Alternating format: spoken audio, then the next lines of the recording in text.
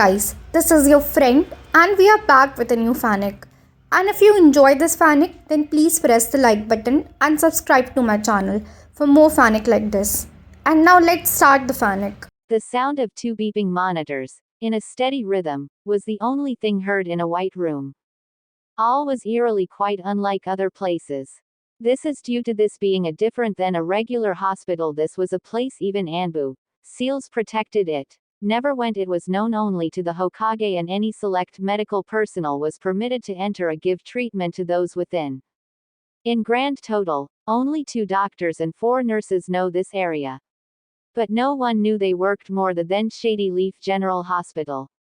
The hours were rough due the very small staff and having to keep appearance of normal medical career. Currently one of the nurses was coming in to check on the 2 only patents that have been in this small restricted hospital for the past, almost, 8 years. The young nurse came in pushing a cart full of needed material to take care of her 2 charges. But today upon coming in she noticed something different. On of the monitors was beeping at a faster rate, commonly asserted with an away patent. Due to the small curtain divider that gave privacy to anyone just coming in the door to the patent. Interested, the nurse moved the cart to the side and went to the divider. Pushing it back, she looked in at the 2 beds pushed together and the hands of the 2 cupped together. Looking further up to the head of the one on the left, she noted her female charge was still asleep. Turning her head to the right, she met confused blue satire eyes still dim with sleep. She gasped, drawing the attention of the now awake male patent. She rushed over, drawing her penlight from her pocket and gently tilting his head, checking his pupil reaction, then proceeded with the other test. Nodding her head, she reached behind his head and activated a seal that was on the wall. The seal flared and the mark on her hip tingled, letting her know it was working. "Can you tell me your name and where you are?" she asked gently. He nodded and opened his mouth only to start coughing. The nurse motioned to wait a moment and left to get the cart. Bringing it over, she opened a chest that contained ice and some small vials in a plastic container. Lifting the plastic containers with the vials up, she reached down and procured a plastic cup and placed a few ice chips in it. Returning to the man, she slightly tilted the bed slowly with a switch, just enough to that he wasn't fully laying down. The man closed his eyes and took a deep breath only to cough again. Due to muscle deterioration from lack of use, he couldn't even cover his mouth. He had a light covering of facial hair, colored sunny blonde, that matched his unruly hair on his head that was slicked back with a hair cloth cover. The nurse brought the ice cup to his mouth and helped get one in his mouth. "Easy now, you haven't eaten or drank anything for a while now," she said gently. The man took a bit and a few more ice chips. She repeated her earlier. "Minato Namikaze, and I'm in Sector Silence. Only very few know of this area. Only Ks and VIPs are treated here in emergency cases." He looks around as the nurse nods while checking both the lines of the patents. Then his heart rate picks up again, making the nurse look up to see him looking around. "What's wrong?" she asked, taking his vitals. "My son. My baby boy. Where is he?" he asked anxiously, looking around. The nurse dropped his hand and went to the charts at the end of the bed. She flipped a page or 2 before reattaching it to the hook. "There is a note that does confirm you and her having a child, but when? How? You're not married." She gasps. "Is it a bastard child? Did she trick you? Do you want me to send her to the pits of Anbu?" she shouted, scrawling at the redhead lying next to him. Then before she knew it, she was on the floor gasping for breath and trembling. The killer internet was fast and strong. Visions of her death danced before her eyes, each more gruesome than the last. Then, Now Minato-kun, you mustn't do this in your condition or you may relapse and your son will continue without any parents," chided a voice from behind the divider. "Almost no one but very few people know about your marriage and that it was before you were named Hokage. Nor that the both of you started a family."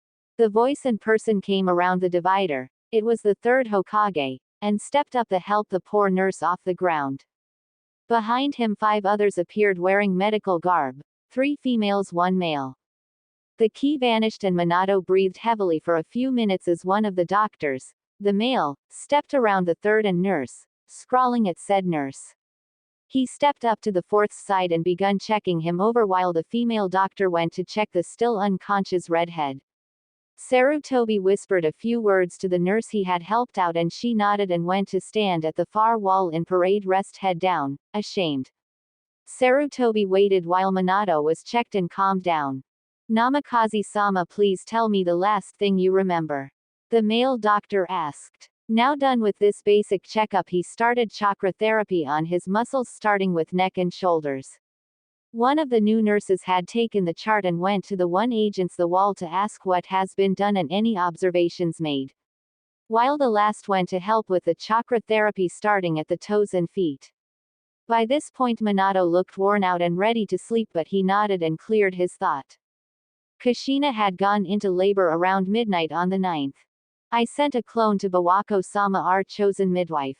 Then took Kushina to the secured location while using my Anbu mark to inform the Anbu commander of the situation. Anbu were already on site upon arrival and the protection, security seal almost finished. Bawako and her team were waiting inside with all medical supplies at the ready. Kushina's labor took hours until she was fully dilated and ready to push.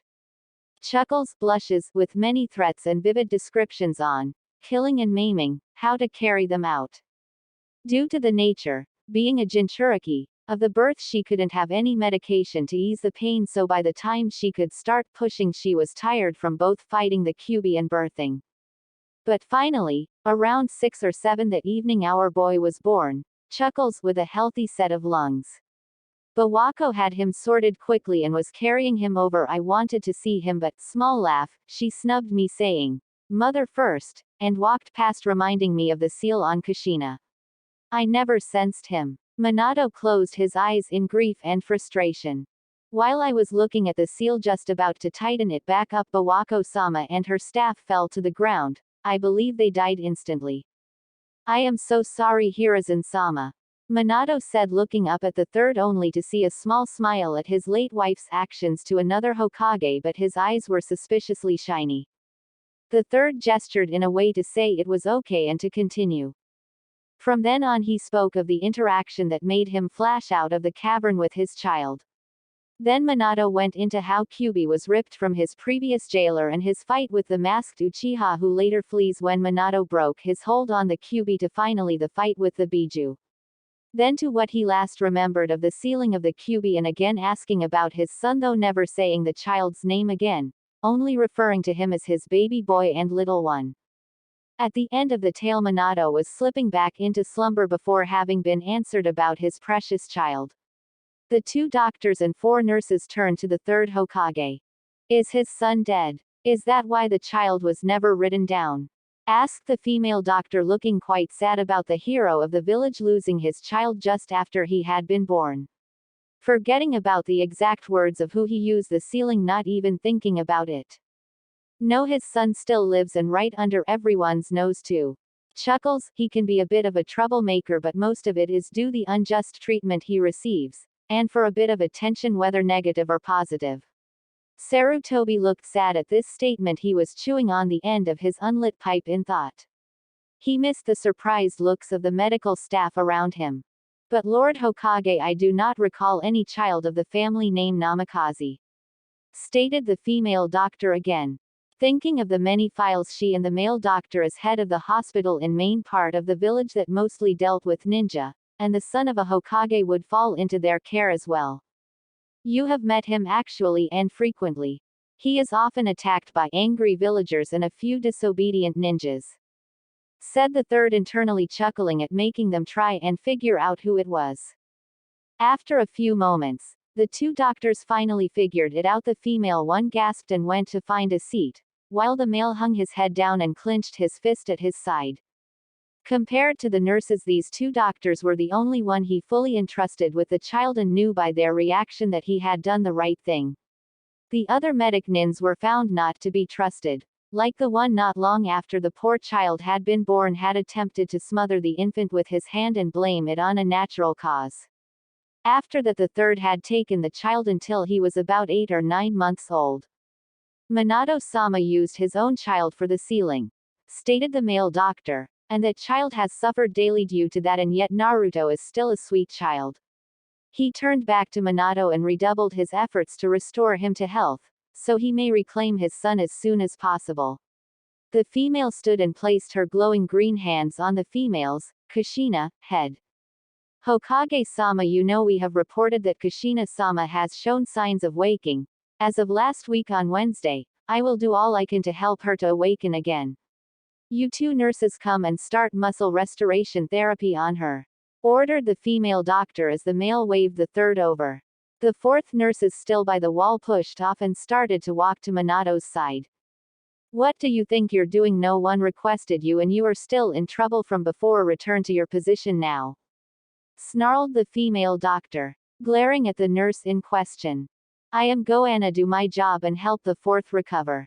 I believe you are wrong. That thing is in no shape or form our greatest hero's son. He was simply there to help her keep the demon contained, and his mind might still be messed up from that demon's chakra. It is toxic after all. I highly doubt he would fall for the foreigner trash. She went to continue towards Minato when a strong hand gripped his shoulder. She looked over and tumbled at what she saw. The third had grabbed her and had fury written on his face. As of this moment you are suspended and will be in Anbu care until it is safe to release you. Your family will be told that you are currently being held until everything is resolved. Once Minato is up and better able to concentrate, he will decide your fate. Insulting a Hokage's family with 2 disrespects, and your actions, in one sitting can range anywhere from extensive prison time or even execution. It is considered treason for mistreating his family. And before you argue, I oversaw their quiet marriage and have full knowledge of their child's conception to birth and current status among the village. The third growled out, gripping her shoulder harder, by the end his killer intent leaking all over as he spoke, only to be pulled back upon ending his speech. He looked and nodded to the other 2 doctors and 3 nurses who were slightly shaken by his ki.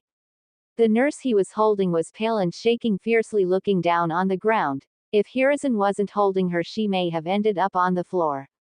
I will be back after a bit, please keep me updated, and if he reawakens before my return, call me and I will come immediately. With that he escorted the one nurse out and gently shut the door. The doctors continued working, shaking off the tremors of the Hokage's ki with a sigh of relief of being away for that situation. Tension was still high though. Lord Third should leave her to young Naruto for prank practice, stated the male doctor into the silent room. This caused many, much needed, chuckles from everyone else in the room with nods of agreements.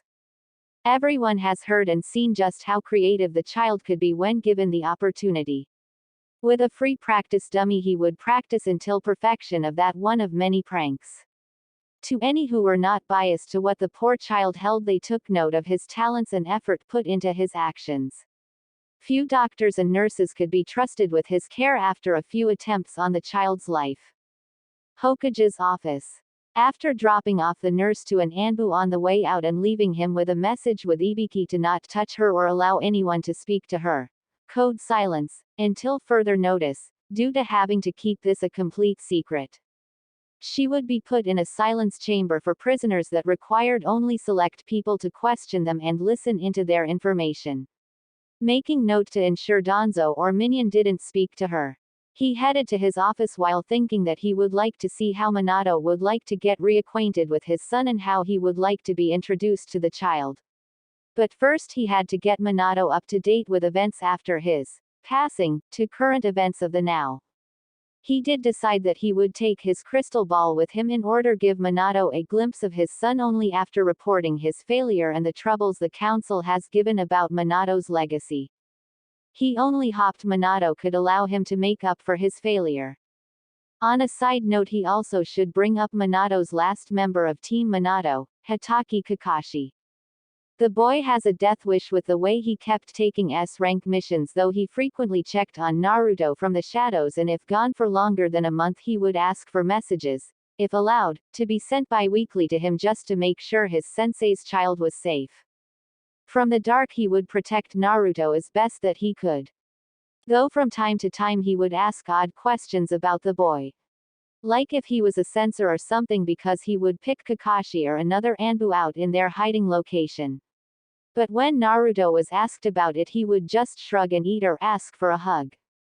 Hours later, he received another pulse from his mark on his hip, but he was in the middle of assigning missions and he couldn't just leave without suspicion falling on him for leaving without any cause.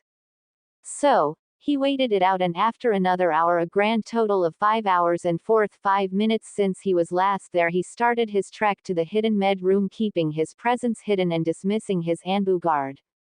In his hands a small bundle of scrolls, one medium book and a box with his crystal ball in it, all hidden in a ceiling scroll on his arm, and replicas left in his office.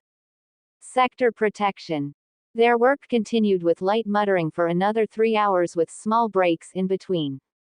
While not very chakra intensive, it was time consuming and load of consideration in order not to accidentally injure the reviving muscles, though it couldn't be a full revive of the lax muscles, otherwise they would not heal right. This was more of a speed up for getting started. Minato and Kushina, once she woke, would be in physical therapy for months to a year afterwards. More hours passed and finally the female doctor cheered happily and started normal procedure of checking a coma-induced patents just reawakening. When Kushina turned he head toward Minato and yawned the like. Minato then started coughing a bit. "Where am I? Minato," she whispered in a raspy voice once done coughing. Ice water chips were brought to her and she very weakly reached it and tried to hold it, but the nurse kept a hold. Said nurse instructed her not to chew if but to on the piece slowly.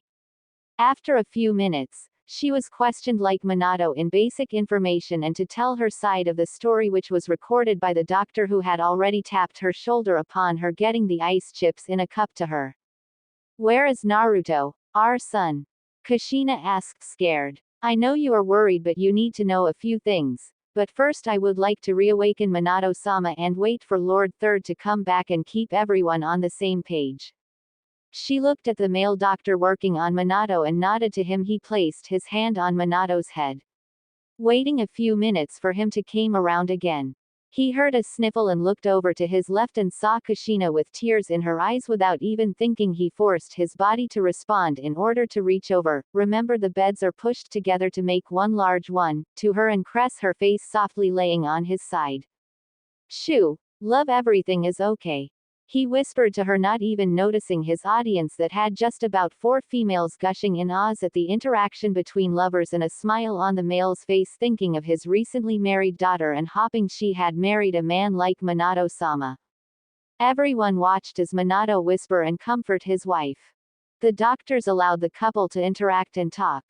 While they took a much-needed break, one nurse went to get a bit of food for everyone, including light, bland soup for the 2 patents. They would ask after their son repeatedly and not getting much in answers. After a bit the 2 doctors at least agreed to inform them that he was alive after they started to get upset, thinking that he was dead or something of that nature. When asked how they survived, Minato stated he wasn't sure since the Shinigami should have eaten his soul, and Kushina only stated she would only talk once Lord Third arrived. Kushina lightly dosed in Minato's arms before food arrived, and not long after the Third stepped in again. Upon stepping past the divider, he was pleasantly surprised to see the awake couple cuddled down together. Minato with his arms wrapped around his wife and her head just under his chin, one hand running through her hair, which was way shorter than before their coma. Minato's beard and mustache had been shaved off at some point in his absence, and both looked to have been sponge-bathed as well. The medical staff stood at his entrance and bowed. He waved them off back to resting until needed. The male doctor brought over a plush chair for the 3rd Hokage to sit in, while handing Kushina's statement, and went back to his staff to finish eating and looking over the charts with the rest. Hiruzen sat and cleared his throat. "I know you have many questions and would like to see your son, but first you need to hear everything I have to say before we do anything. First, I would like to inform you it is 2 months short of being 8 years since you have been in a coma, and lots has happened within the village and with the council." Here he paused and saw he had their undivided attention after a few moments for them to wrap their minds around time change. They could see his weariness in his poster and eyes. This worried them. He sat back and put his unlit pipe in his mouth. This started again. He started with the immediate events after when he went to announce Minato's death after securing his and Kushina's body and having Mudblood doppelganger made, and that about his request that Naruto be seen as a hero, along with not announcing his heritage for fear of assassination from Iwa. How some people started treating the Uchiha after someone melting seeing a Sharingan in the Kyuubi's eyes before it was released. Then the reaction of the village and that of the council. The large argument between shinobi and civilian that ended with the third stomping on all attempts of killing their child. He informed them of the Ino Shaka Cho trying to adopt Naruto and the arguments that brought then how both Hyuga and Uchiha tried power plays for a child none had yet to see. How Inuzuka clan had stated she would honor the request and so would the Aburame, for Shibi, though will take no actions to assist nor any ill actions to the child. How Danzo and his two teammates tried making him into a weapon, saying that was what the fourth had meant. It was with a grave heart that Naruto ended up in the orphanage. Then explained that a bit over a year later Orochimaru defected and explained why. Lord Third explained how at age 4 they lost track of Naruto for a year and a half due to the Hyuga incident. He explained the incident that took months to get the situation under control without a war. Only to be found living on the streets by a returning Anbu, code-named Dog, who was just returning from a 2-year mission. Naruto had seen the mask before and knew he would be safe, so when a battle-weary Anbu came into the Hokage tower holding the child, they, the Hokage and Dog, planned what to do while medics were called. He pointed to the ones behind him, and his injuries treated. He would not speak of what happened or where he was all this time. Naruto had stayed in the tower until they had found him an apartment that not long after became his own building once news spread through the building of their new resident. The boy was threatened continually, stuff thrown in windows and walls inner and outer written on. Naruto could never venture out on October 10th festival dedicated to the attack and sacrifice of the ones lost in said attack. The third Hokage explained events of the village and Naruto's career as a prankster starting at a little over 5 years old, though Anbu could not find and hold him since he always ran and hid surprisingly well, after he started the academy. He went on to other village events non-Naruto related for a bit, covering almost another 2 years up until today's events, including the one nurse, which both Minato and Kushina looked angry about. He mentions how Naruto was starting to outrun his poor Chunin at the current moment with a chuckle. He heard the medical staff chuckle too and mentions of a betting pull, one he even participated in. I know a simple apology will never be enough to say how sorry I am about what has happened to your son, but I will do what I can to make it up to you and to Naruto, for I have lied to him and said you were both dead and he does not know your names. I was gonna reveal it to him when he was older and less likely to spill the beans, so to speak. But once he said that you were his idol, points at Minato, I knew I couldn't do that until I was absolutely sure he could keep it quiet. He does lots of things for attention and I worry he would forget if he thought it would bring him attention. Lord Third had his head hung and his hands folded in his lap, quite ensured as he waited for an answer. Sheets rustled, a weight in his lap and arms wrapped around him, his sight filled with red hair. She had shuffled over to him by crossing over Minato. Hiruzen was like a second father after she had come here to Kohan. Listen, old man, she said lovingly, looking back at Minato. Both Minato and I agree you have done all you could with being pulled out of retirement and sacrificing coming out of retirement in order to protect our son. She put a finger to his mouth when he went to protest. You may not have said it, but we both know you are tired after holding office for so long. You rolled with everything thrown at you. Yes, we are sad and upset about what has happened to our son, but we know you did what you could while protecting him. Now I see your crystal ball box and I must see our son, Kushina demanded. Hiruzen nodded with a chuckle and a subtly wipe at his eyes. The two doctors helped Kushina back into the bed since sliding down was easier than trying to climb up in her current condition, though they were amazed with the amount of movement not only she displayed but Minato's as well. Lord Third brought out his crystal ball and set it up so both Minato and Kushina could see the ran through a series of hand seals, then waved his hand over the top of the ball. The ball glowed for a minute as flashes signified it, looking at light speed for what the casters wished to be found. It cleared to show a classroom setting and a young blonde boy with sleepy blue eyes and his cheek leaning heavily on a hand. Kushina chuckled, and grabbed Minto's hand, at the sheer boredom on her child's face.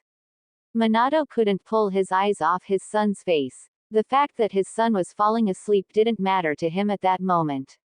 After watching their son for a few moments as he fell asleep, they started to notice some things about him. Even Sarutobi had an odd look on his face. I just thought of this, but it's been 2 or 3 months since I have seen him and he looks a bit thin and tired. He chewed on his pipe, thinking about why that might be. Maybe. No, I did tell my new secretary he was allowed in any time for any reason. Unless she is disobeying, but then my Anbu guards should have seen this and informed me of this happening. I will be looking into it. The last time Naruto was around me was when he pranked me by putting bubble solution in my pipe and I was blowing bubbles in an important meeting with the daimyo. Chuckles all around. The daimyo was confused when instead of smoke I had bubbles. He thought it was me trying to cut back. When I explained who must have done it, we had quite the laugh, and I do believe the meeting went smoother after that. Sarutobi had a smile on his face when he spoke about it. But he did show concern about not remembering not seeing him for so long between the renegotiations with Kumo and the Chunin exams which he had to attend in Suna later this month. He had just gotten the list of who had made the third exam. Only 4 out of the 12 are from Konoha. One of them was Hana Inuzuka was one of them, and he had sent word to his mother and brother. He should have word whether or not they were go with his envoy. Redirecting his attention to the crystal ball, he took in the boy's looks, really studying him. Naruto seemed tired and a bit sour sitting there his seat, but the most noticeable was how thin he was. The child that was 50 pounds last time he saw him now looked more like 30, maybe even less.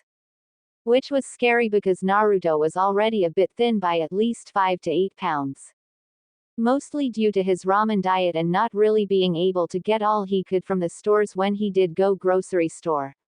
No matter what Sarutobi did, he had a hard time getting stores and civilians to accept allowing Naruto into their stores and giving a fair price.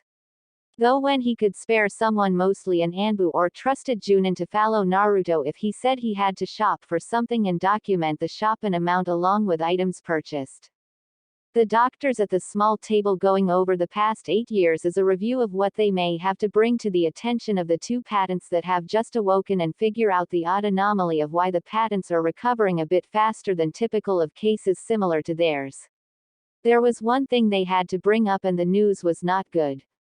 Lord Third, we have an issue we would like to discuss with the Namakazes, please. The male doctor says while standing up after letting the 2 parents watch their child from the crystal ball for a while. The third nodded his head and shut the crystal ball off, much to the parents' sorrow. They turned their heads to the male doctor with full attention on him. First, let me introduce my staff. My name is Ando Jiro. Just call me Jiro. My partner is Dr. Mizumaki Kaide and our nurses are Kasumi, Izumi and Hoshi. The other one that's not here is named Naomi. It is our honor to be attending you both. First, we have some questions to you both. I know that the Uzumaki were known for being fast recovers and long-lived, but the damage you both received was extreme. By all accounts you should have died that night, but a strange chakra like the Kyuubi is in both your systems. Do either of you know what this similar chakra is? Because everyone knows that the Kyuubi was sealed within Naruto-sama. Inquired Dr. Jiro. Minato turned to his wife briefly, to which she patted his shoulder, then looked at the audience in front of the bed. Leaning closer to rest against Minato a bit, she thought for a moment on how she was gonna explain how this happened. When the Shinigami went to take Minato's soul, I attached mine to Minato's. Thus, voiding the contract with the Shinigami, and Minato's soul was released. Though I don't think Shinigami thought we would live with our injuries. Even now I can feel his eyes on Minato. I will have to go to the shrine and maybe see if we can work something out so when we do pass, me and Minato can be together instead of separate. Kushina pauses to think, placing her right hand index figure to her chin and tilting her head to think. As for Kyuubi being in both of us, well, due to me being a past Jinchuriki and bonding my soul to Minato, who took the yin half of the Kyuubi and sealed the yang half in Naruto-chan. I modified your seal Minato so we both have the healing effect that the Kyuubi's chakra has. Since Uzumakis are trained from a young age how to write with their chakra, it was easy to change it. Kushina says casually, thinking nothing of it. Minato mentally sweat drips at the idea but remembers the lessons she gave him. Though she rarely uses fuinjutsu, she really was a brilliant master at it when needed. She was more into kenjutsu than anything. Women and sharp pointy things, shudders. Simply amazing, Kushi-chan, all that in a matter of moments. Said the Sandaime Hokage, amazed at the talent he didn't know she had. Naruto got his personality mostly from Kushina and hardly passed his classes. He wrote down some notes on his scroll with her previous statement on what happened from her view. I'm so thankful I have a brilliant, loving, strong wife. I'm so happy I don't have to go on without you. Naruto is so lucky to have you, and I'm not worthy enough. Minato says as he brings her close and slowly kisses her cheek and works his way down her neck. She started giggling and the two started whispering sweetnesses to each other, making the people around them blush as it starts getting heaver in their play petting. The Sandaime cleared his throat to politely interrupt the lovers, only to have to try a few more times before the blushing couple partly separated. Yes, well, now that some of the medical stuff is cleared, is there anything else medical needed before we can plot returning Minato's and Kushina's return to the living? Along with getting both Naruto and Kakashi reunited as well. Stated the Sandaime Hokage. Yes, there is one more matter, one that is not good news. Lady Kushina, Lord Minato, due to the injuries sustained and the afterbirth not being properly taken care of, you will not be able to have any more children. The womb was removed that night and Lady Kushina will have to be on medication from now on. My condolences on this troubling news. Stated Dr. Kaide with her head bowed along with the other medical staff present. The Sandaime lowered his head in sadness for the news, remembering the both saying they were going to have a large family. Minato tightened his grasp on Kushina as she started to tremble. The trembling became heaving cries and he turned and fully embraced her and allowed her to cry. His tears visible to all others as he rested his head on her shoulder. The room fell quiet with the exception of cries of chances and dreams lost. The tears dried after a while with Minato mentioning Naruto and that they still had him to care for. It became a focus for her. Sarutobi brought out his crystal ball and showed her Naruto, which she watched over Minato's shoulder as he held her. She then noticed that her own shoulder was wet as she slowly calmed down. She pulled back from Minato and directed his sight to Naruto, who was currently at a playground with what could only be Nara and Akamichi. They were on the geodesic dome, sitting and balancing on the mid to top areas, eating chips, that more than likely came from the young Akamichi, looking up at the sky. The two watched for a bit as the day got longer and then a heart-breaking scene took place. Shikaku Nara arrived and called the two boys that were with Naruto over and grabbed both their hands and walked off. You could see little Naruto clenching his hands as he watched the three walk off with the young Nara boy trying to get his hand out of his father's hand. Even the medical staff started sniffling after seeing the want to hold a parent's hand like that even for just a little bit. They walked back over to the table they were at previously after being waved away by the Sandaime. I believe it is time to discuss how we will reintroduce you to your son in the village. Says the Sandaime, gently placing the glowing crystal ball down. Yes, but first I need 2 scrolls. I need to get a message out to my parents, that is if they are still alive. Minato looks at Sarutobi, who nods. If we're giving Naruto back a family, then we'll make sure the whole family is back. I cannot allow the lies that we're told to continue anymore. Minato growls out. Kushina gently lays her head on his shoulder and half hugs Minato. He told Kushina about his findings after becoming Hokage. He couldn't believe his findings and talked about everything, in the end just letting it go, for that time. But she agreed Naruto will need every family member he could get in order for him to be safe once they came back. If this would be her only child she would ever be blessed with, then every resource would be used in order for him to survive a ninja way of life. Sandaime reached for the storage scroll he had brought. He had packed a bit extra in case there was an issue like this. He unrolled the scroll until he got to a seal that had the words office supplies under it and unsealed it. A large stack of scrolls and ink supplies popped out of the seal. Handing Minato a blank scroll and prepping the ink for use as Minato picked up a brush and did practice a few strokes without ink in order to not mess up too bad. Once the ink was placed on a sliding table and moved it to him. Kushina lightly leaned against him as he worked reading what he wrote and giggling at the fox-like way he was going about making his run mother come back to the village.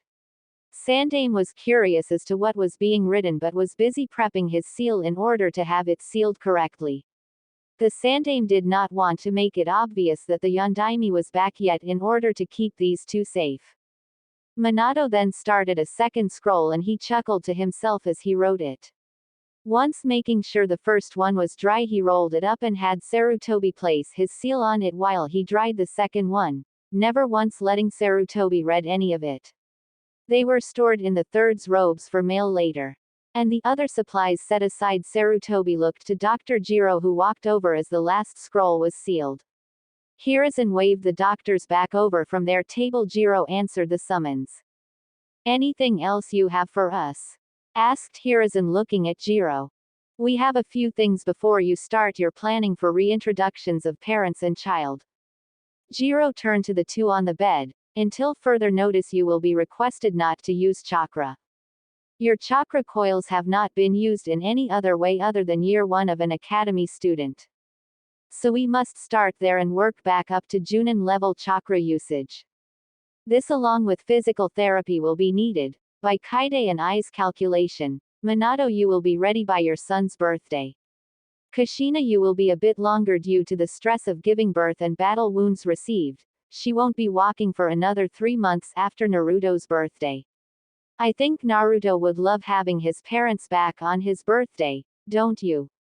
asked Jiro, reading off the clipboard, with a smile on his face, in his hands and bowing after the report. Minato thought about it. If he was back by that time frame, he, and hopefully his parents, would be able to make sure both his wife and child were safe. By Sarutobi's information earlier about the area attacked by the Nine Tails, they no longer had a house. That would need to be fixed if they started up a house design now, and if he could have Sarutobi lend money for it until their account was back up. Minato picked up a scroll and started drawing floor plans and measurements he wanted, Kushina whispering ideas in his ear from time to time and him adding it in the side notes. Everyone watched in, quite waiting for them to do or say something else, but just watching the loving interaction. With a few questions on what Naruto might like. Things like color, orange, anything about his current liking, place he would love to still have, his balcony with hammock and plants. Hiruzen-sama, we will need you to help us until our accounts are up and we are ready to go out. For now, if we are to have a place ready for Naruto to live with his family, we will need to replace our house. The sooner it is started the better, and it will need to be made rush order, but the money. Hiruzen, either we will have to risk exposure or we will have to borrow from you until we can get to our account returned. We will pay you back upon getting our account back if you help, Minato said, looking up. I will have it started first thing in the morning, and the carpenters along with a special Anbu will be on this. It should be done quicker. You remember Tenzo, correct? He has grown a lot since you last seen him. Hiruzen said. Minato smiled and nodded, glad to hear that this would not be an issue, then turned back to his floor plans, and hearing the one little boy has grown up and still alive. Now as for our plans regarding Naruto, Minato said, picking up another scroll while smiling, setting aside the floor plans for now. Next morning, the Hyugas were disturbed by the sound of a lot of equipment moving past their walls and down the road to an empty lot of 10 acers. Many genin, with their senseis, and few chunin were walking together, carrying equipment, talking about the orders they were called in early by the Hokage to begin for an important client. Words overheard were about rich and royal, along with whispers of a long deadline refund. One Anbu appeared in front of the Hyuga guards with a scroll for the clan head. One guard took the scroll and went inside as the Anbu disappeared. A knock was heard within the main branch's dining room, interrupting the early meal. The person knocking was called in and upon entering bowed and made his way to the clan head, then left to return to his post. This person was Hyuga Hiyashi, elder twin brother and clan head for the last 11 years. Hiyashi pried open the seal after seeing it was from the Hokage, then read it over. The Hyuga elders looking up from their meals waiting for news of what was within the letter. Lord Hokage is just informing and apologizing in advance for any noise and disturbance we may endure for the next month and 2 weeks. This building project is in the 10-acre lot near here, may incur on our daily lives. He also states that the noise will be between the hours of 5 a.m. to 9 p.m. in order to not infringe too much on our lives, and we will know who our neighbors are only once they arrive. They have paid for privacy. Lord Hokage is also requesting that we do not use our dojutsu to see the floor layout, and that seals for their privacy will be placed once everything is built, and we will no longer have to worry about this temporary blind spot in our defense. Anbu will be placed outside our perimeter until the seals are done, says Hiyashi, rolling the scroll up and putting it in his sleeve. The elders murmur amongst themselves for a few minutes, nodding at the thought of having a new and potentially powerful new neighbor. Already they were making plans, since it seemed this clan had money, for either getting them on their side versus the cursed Uchiha's side. Hinata, 7 years, and Hanabi, 2 years, ate their meal only looking up once in a while. A branch member was helping little Hanabi with hers and made sure her head was further down than usually at this announcement. Hinata looked at the time and saw it was time to leave before her guard came to collect her for school. Politely asking her father for permission to leave the table and leaving with about him and the elders. It seemed to her the news would be causing many problems for the household. Many branch members were about to be worked to the extreme in order to re-clean an already clean house. The branch members would needlessly have their caged bird seal activated, and the mere thought just about made Hinata cry, but she knew if she did the elders would have her father punish her. As much as everyone thinks her father a cruel man, he was not, but he couldn't show that to anyone outside of their family rooms. Like many main branch members, the seals had privacy seals in order to protect modesty. That was something her kidnapper took advantage of 3 years ago. Hinata shuddered at the thought. Hinata entered her room and grabbed her large sweat coat with the Hyuga emblem on the shoulders and pulled it on. Then grabbed her backpack that was by the bedroom door, already packed, since she completed her homework last night. She put it on and stepped out and saw Ko already waiting for her like every day, whether school or planned outing. Ko was one of her friends and knew just about everything. Only one thing she kept to herself, about her crush on an outsider boy named Uzumaki Naruto. A taboo in the Hyuga clan unless they had something the Hyuga wanted or absolutely necessary, to prevent too much inbreeding too much. Both Ko and Hinata walked to the school, though this time having to stay more to the side as they saw many people carrying different tools and materials needed to begin the building process, and many boxes and carts carrying out overgrowth, cut trees, and rocks out of the way. Hinata saw some chunin using earth jutsu to level the area out before remembering that they were not allowed to look. Large construction view blockers were just starting to be set up around the area being worked on. The border seemed to just leave the legal amount of space between their land and the Hyuga land. Thoughts of the new family moving in near her occupied her mind the entire way to school. Before she knew it, they were there. Ko bid her farewell and a reminder to do well in school before he took his leave. The school doors would not be unlocked for another 5 minutes, so Hinata went to the tree with a swing her crush normally sat in after school if he stayed until the end. Standing near the tree, she heard a noise. Someone grunting and then a soft thud, coming from the back of the school where the sparring ring and practice fields were. Hinata walked to the corner that led around the school and peeked over, only to gasp at the sight. It was Naruto and Shibi-sensei. Hinata did not like this sensei. He was always making things hard for Naruto. If someone sneezed, he was thrown out or had to stand in corner either holding water buckets at shoulder height or standing on his head for the whole class.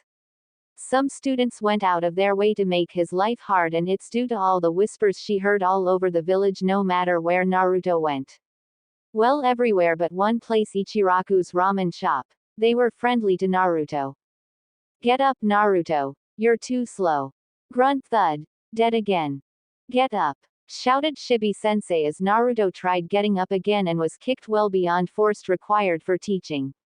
Naruto-kun couldn't see it, but their sensei was smiling as he watched his small student try and get up. It looked like they have been here for a while now to Hinata.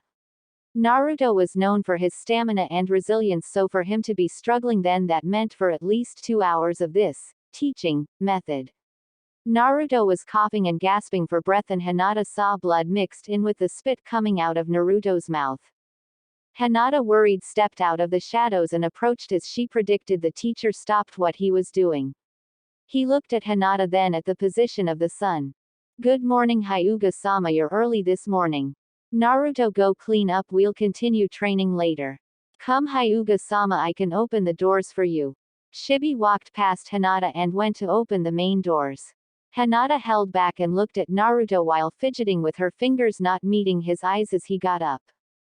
A-R-R-Y, you okay, Naruto-kun? Asked Hinata with a stutter.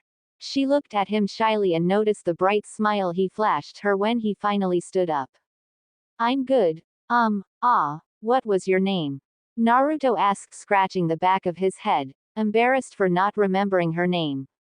Sorry, but I usually don't have anyone talk to me, so I don't remember names well.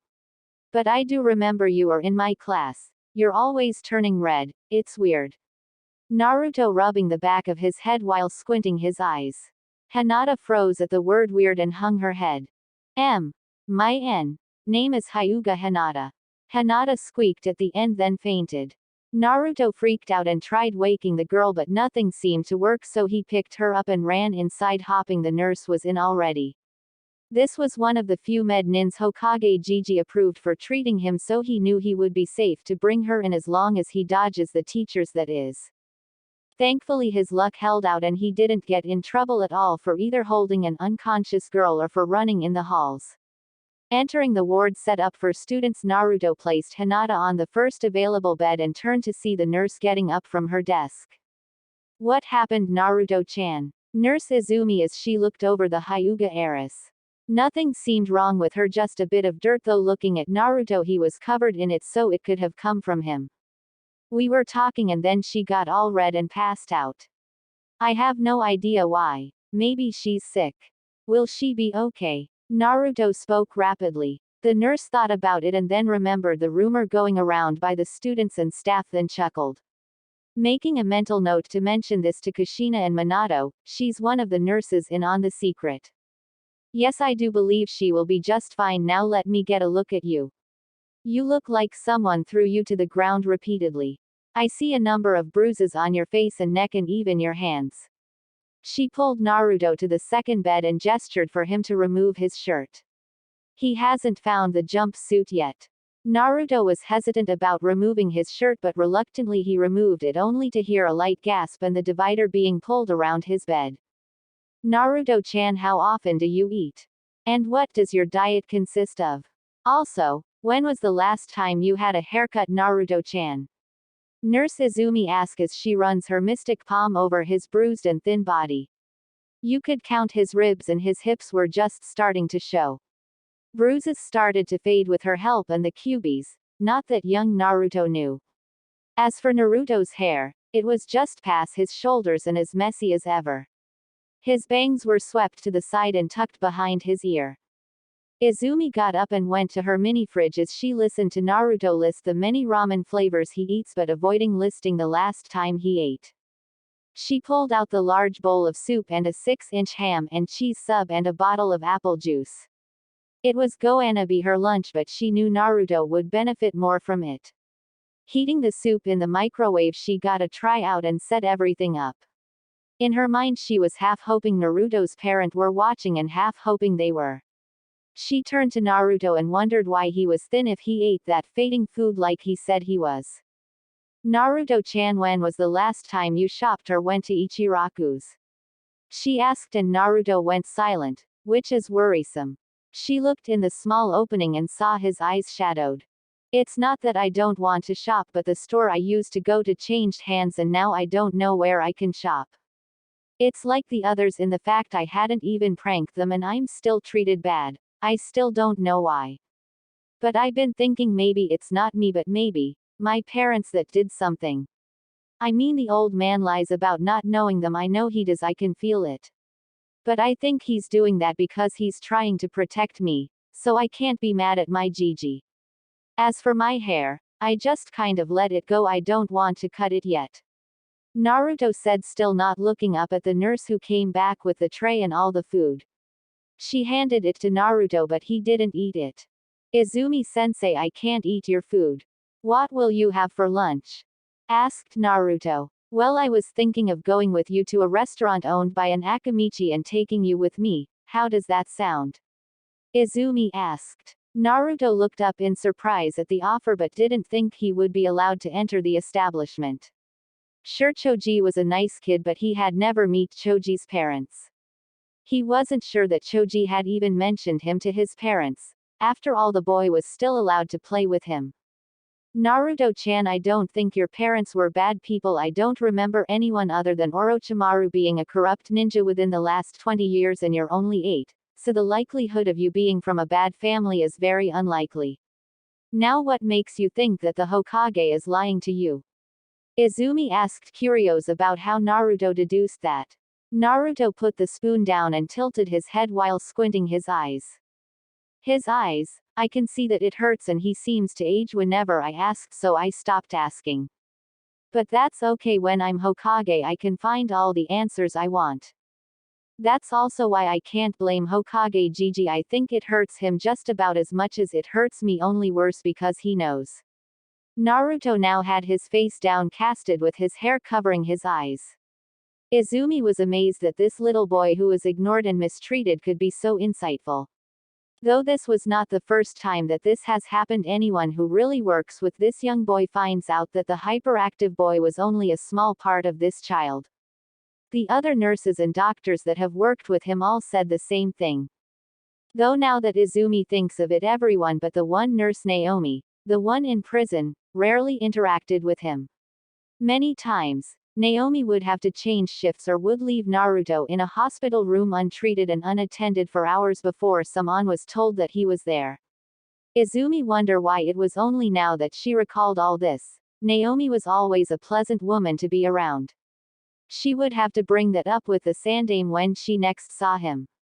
Naruto had gone back to eating and finished just as he first bell rang. Naruto looked up with worry to the nurse, knowing he was going to be in trouble again. Today they were supposed to unlock their chakra. He really wanted to go and not get kicked out. But knowing Shibi-sensei, he would take advantage of his being late and kick him out, even with a note from Izumi-sensei. He voiced this concern to the nurse, who told him to wait, and she left her office motioning for Naruto to stay.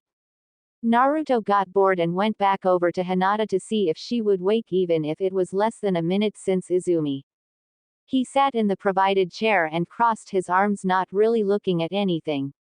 3 minutes passed by and Hinata softly moaned, then moved a bit only to slowly open her eyes and sighed. Naruto heard and saw this but waited for Hinata to gather herself. He knew he hated people being near him when he was vulnerable while laying down. It was one of the reasons why he hates the hospital. So many people coming and going when you just laid there. They would hover over you and poke you and even stab you with long and large needles. How can anyone do that to an innocent person? It was a violation of your person. Naruto shook his head of those thoughts, already feeling goosebumps building on his body at those thoughts. He returned his thoughts to Hinata as he observed her without being obtrusive. She was always quiet and shy, never really talking to the other girls and only a few boys like Kiba and the boy with the bugs. He forgot that boy's name again. Not Naruto's fault. Bug Boy was even worse than Hinata. No one even really knew what his face looked like. Bug Boy at least interacted more than Hinata with other students. Hey Hinata, you feeling better? Naruto asked, only for the girl to whip her head to him, her lavender eyes going wide and her face going red again. Naruto panicked again as she fainted again. At least she was on a bed this time. Naruto was in such a panic they didn't notice Izumi step inside with one more person, having just seen what happened. Goanna have to have a talk with this young lady. thought Izumi with a smile, and maybe Naruto's parents as well. Izumi shook her head, still smiling softly, and went up to Naruto, placing her hand on his shoulder to calm him. Naruto-chan, I have someone here that will make sure you can stay in class and will be making sure you're not kicked out unfairly anymore. This is Anbu Inu and he will be in your class from now on until the Hokage can find a better solution. You are to turn over your homework and test to him before and after completion. Izumi said, waving to a tall figure dressed in standard Anbu armor and a snarling dog mask. Silver hair stood out on the Anbu's head. He was familiar to Naruto but he couldn't recall why. Oh, well, it would come to him later while he was working out or something. He could think clearer while doing something. The Anbu named Inu stepped forward and motioned to Naruto to follow him. Then Inu turned around and walked back out the door. Naruto turned back to Izumi to explain about Hinata, but was only lightly shoved toward the door. Go Naruto, I saw what happened right after you asked her if she was feeling okay. I'll fix her right up. Though I ask you give her a bit of room when you meet her next and only touch her when she okay with it. And no, it's not you, it's something with her heart and mind that causes it. Izumi says with a laugh and again lightly pushes him to the door. You'll understand when you are older, just be nice to her and let her get used to your presence, and please be a bit calmer around her until she stops fainting. With that, Izumi shuts the door behind him after finally managing to get him through the door. She sighed, thinking of the conversation she had a bit ago with the Hokage. Flashback. Izumi left the ward at a walk at first, but once she was past the classes and then begun to lightly run up to the Hokage's office. Once there, she bypassed the secretary and the two guards, Anbu, in front of the two large doors. She knocked on the door just in case the Hokage was busy with another person. Upon hearing permission to enter, she went in swiftly and shut the door. Hokage-sama code BFB, blonde fox boy, her personal code so others don't realize what they are talking about, the same thing. Her endearment to Naruto. Privacy required. Sarutobi stopped the work on the paper in front of him and placed his hand on the bottom left side of the first drawer he had drawn open and channeled chakra into the seal he had there.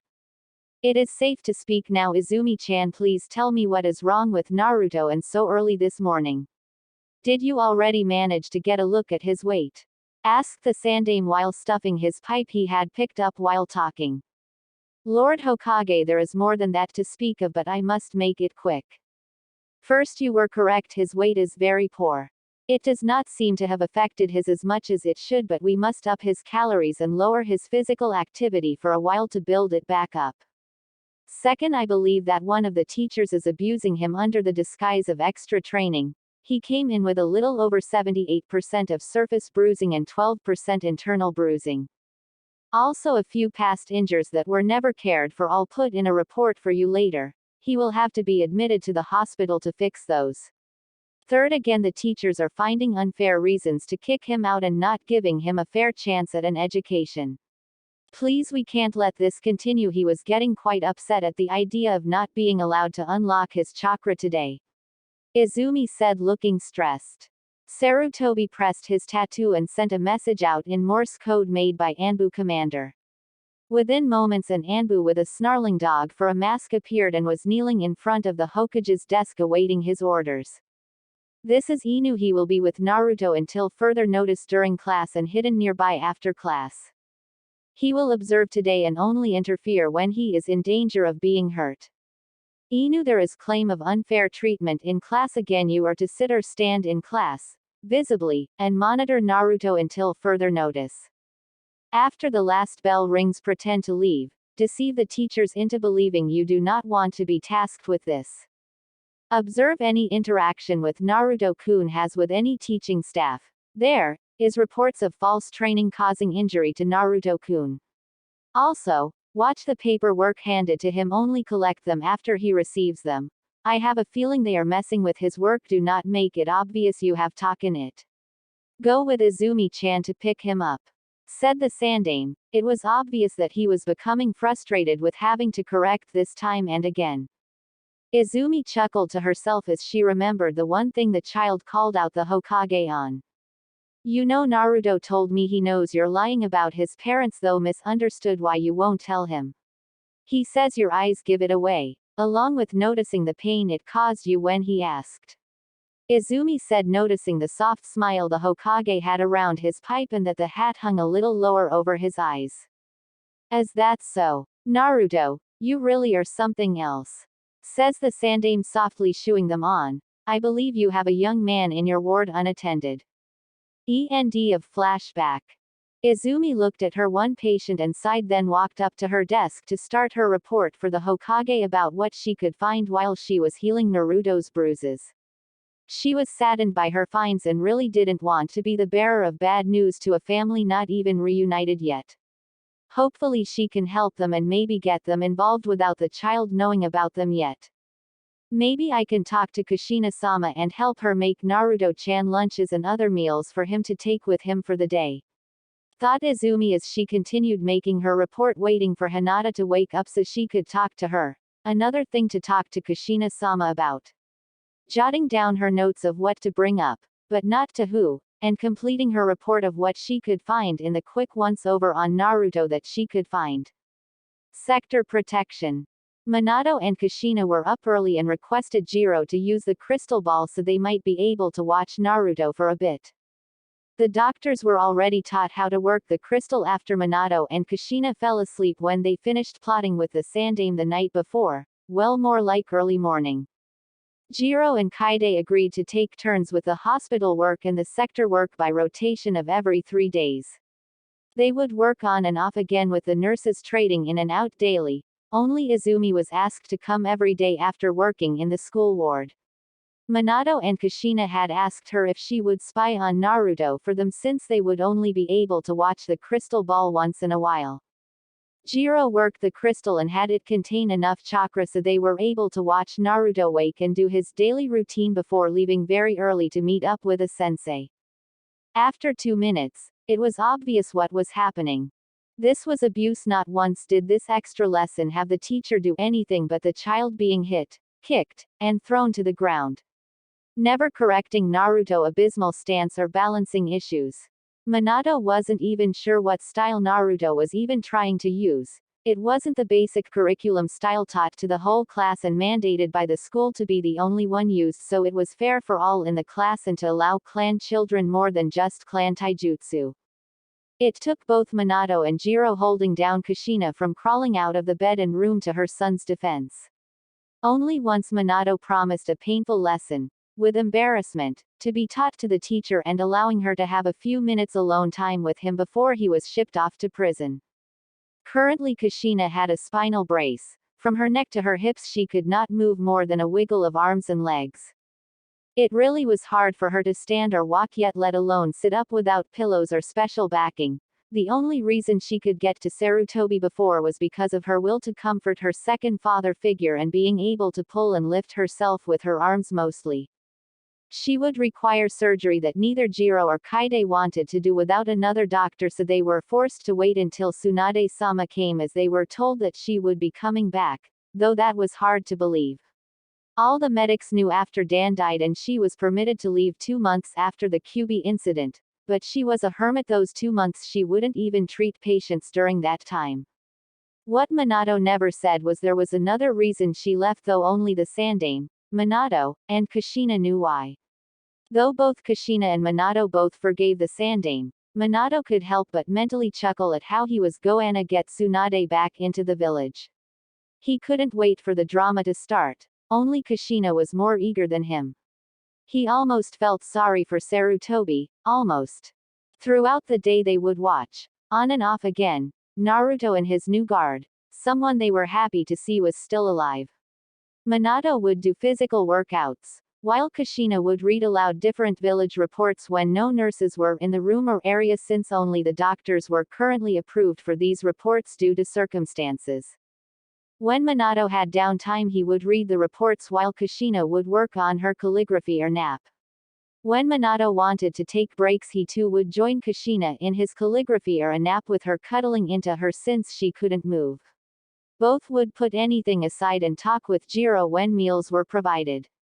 The talks would be either about Naruto or something about one of the reports, even going so far as to get the good doctor's impression of the village as it is now. They found out from Jiro that many new genin really didn't seem to be as well off once they left the academy as they used to be. Upon hearing that, Minato looked at a file labeled Academy only to find that somehow the civilian council had gained of the school before Sarutobi was reinstated as Hokage. There was a paper that got the daimyo's signature. Hopefully the letter Minato and Sarutobi made and sent via summons would be answered immediately responded to.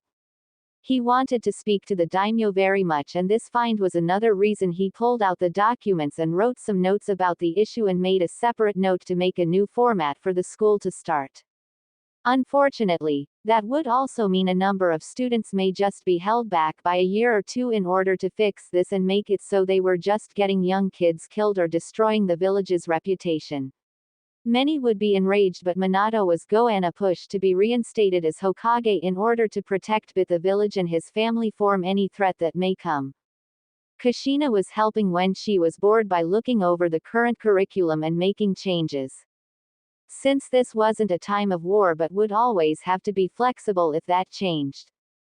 Currently most of the grade consisted of bookwork knowledge and not much hands-on or physical work.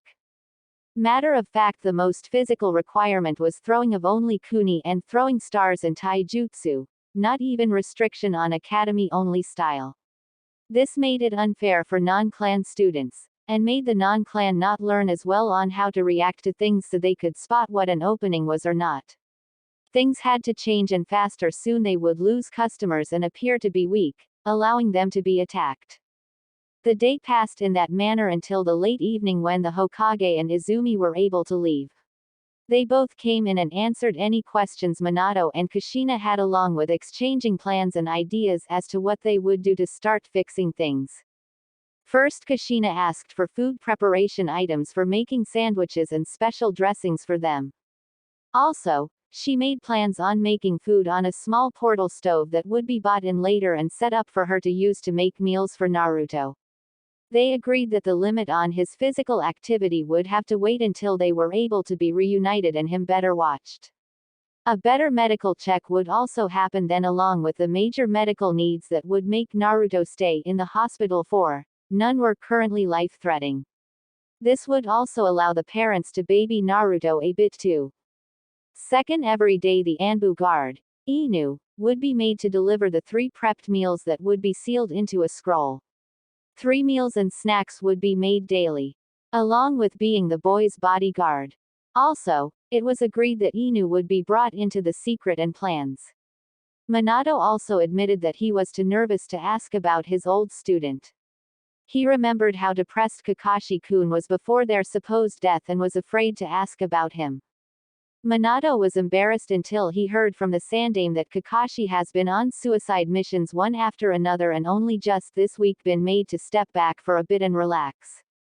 Kakashi's assignment was a blessing yet a curse, and being allowed into this secret would really help Sarutobi sleep at night. He feared that making him be around Naruto for a while would be the last straw for the young adult. Though Kakashi's current literature might help just get him killed with Kushina and maybe Minato, along with himself, for introducing it to the poor kid and Jiraiya for writing it. A shopping list was made and Izumi left to retrieve the items requested. She took a scroll to seal the heavy items into portable camping stove, a fridge, all the ingredients and spices along with containers for them. Money was provided by the Hokage, who unsealed money from a scroll he has for emergencies. Sarutobi left once it was near 10 p.m. as that was more than likely when Kakashi would leave Naruto, as Naruto would not be out after the sun started setting, a lesson he learned after running into some drunks one night. He would bring Kakashi back with him and have the verbal report done, her then show him Minato and Kushina. Minato fidgeted waiting for the young man that was like a baby brother to him, since Hatake Tsukumo was one of the people that helped make Minato the man he was today. Whenever Jiraiya had to leave to do a higher level mission or attend to his spy network, Tsukumo-sensei would work with his team. Minato wasn't really around when Kakashi was born or growing up until he became Minato's student. That was a bit before Tsukumo killed himself. After that happened, Kakashi lived with Minato until Kushina moved in. Kakashi didn't want to intrude, no matter what Minato and Kushina said, though every day Kushina made Kakashi come over for dinner no matter what. Kakashi was family and family ate dinner together.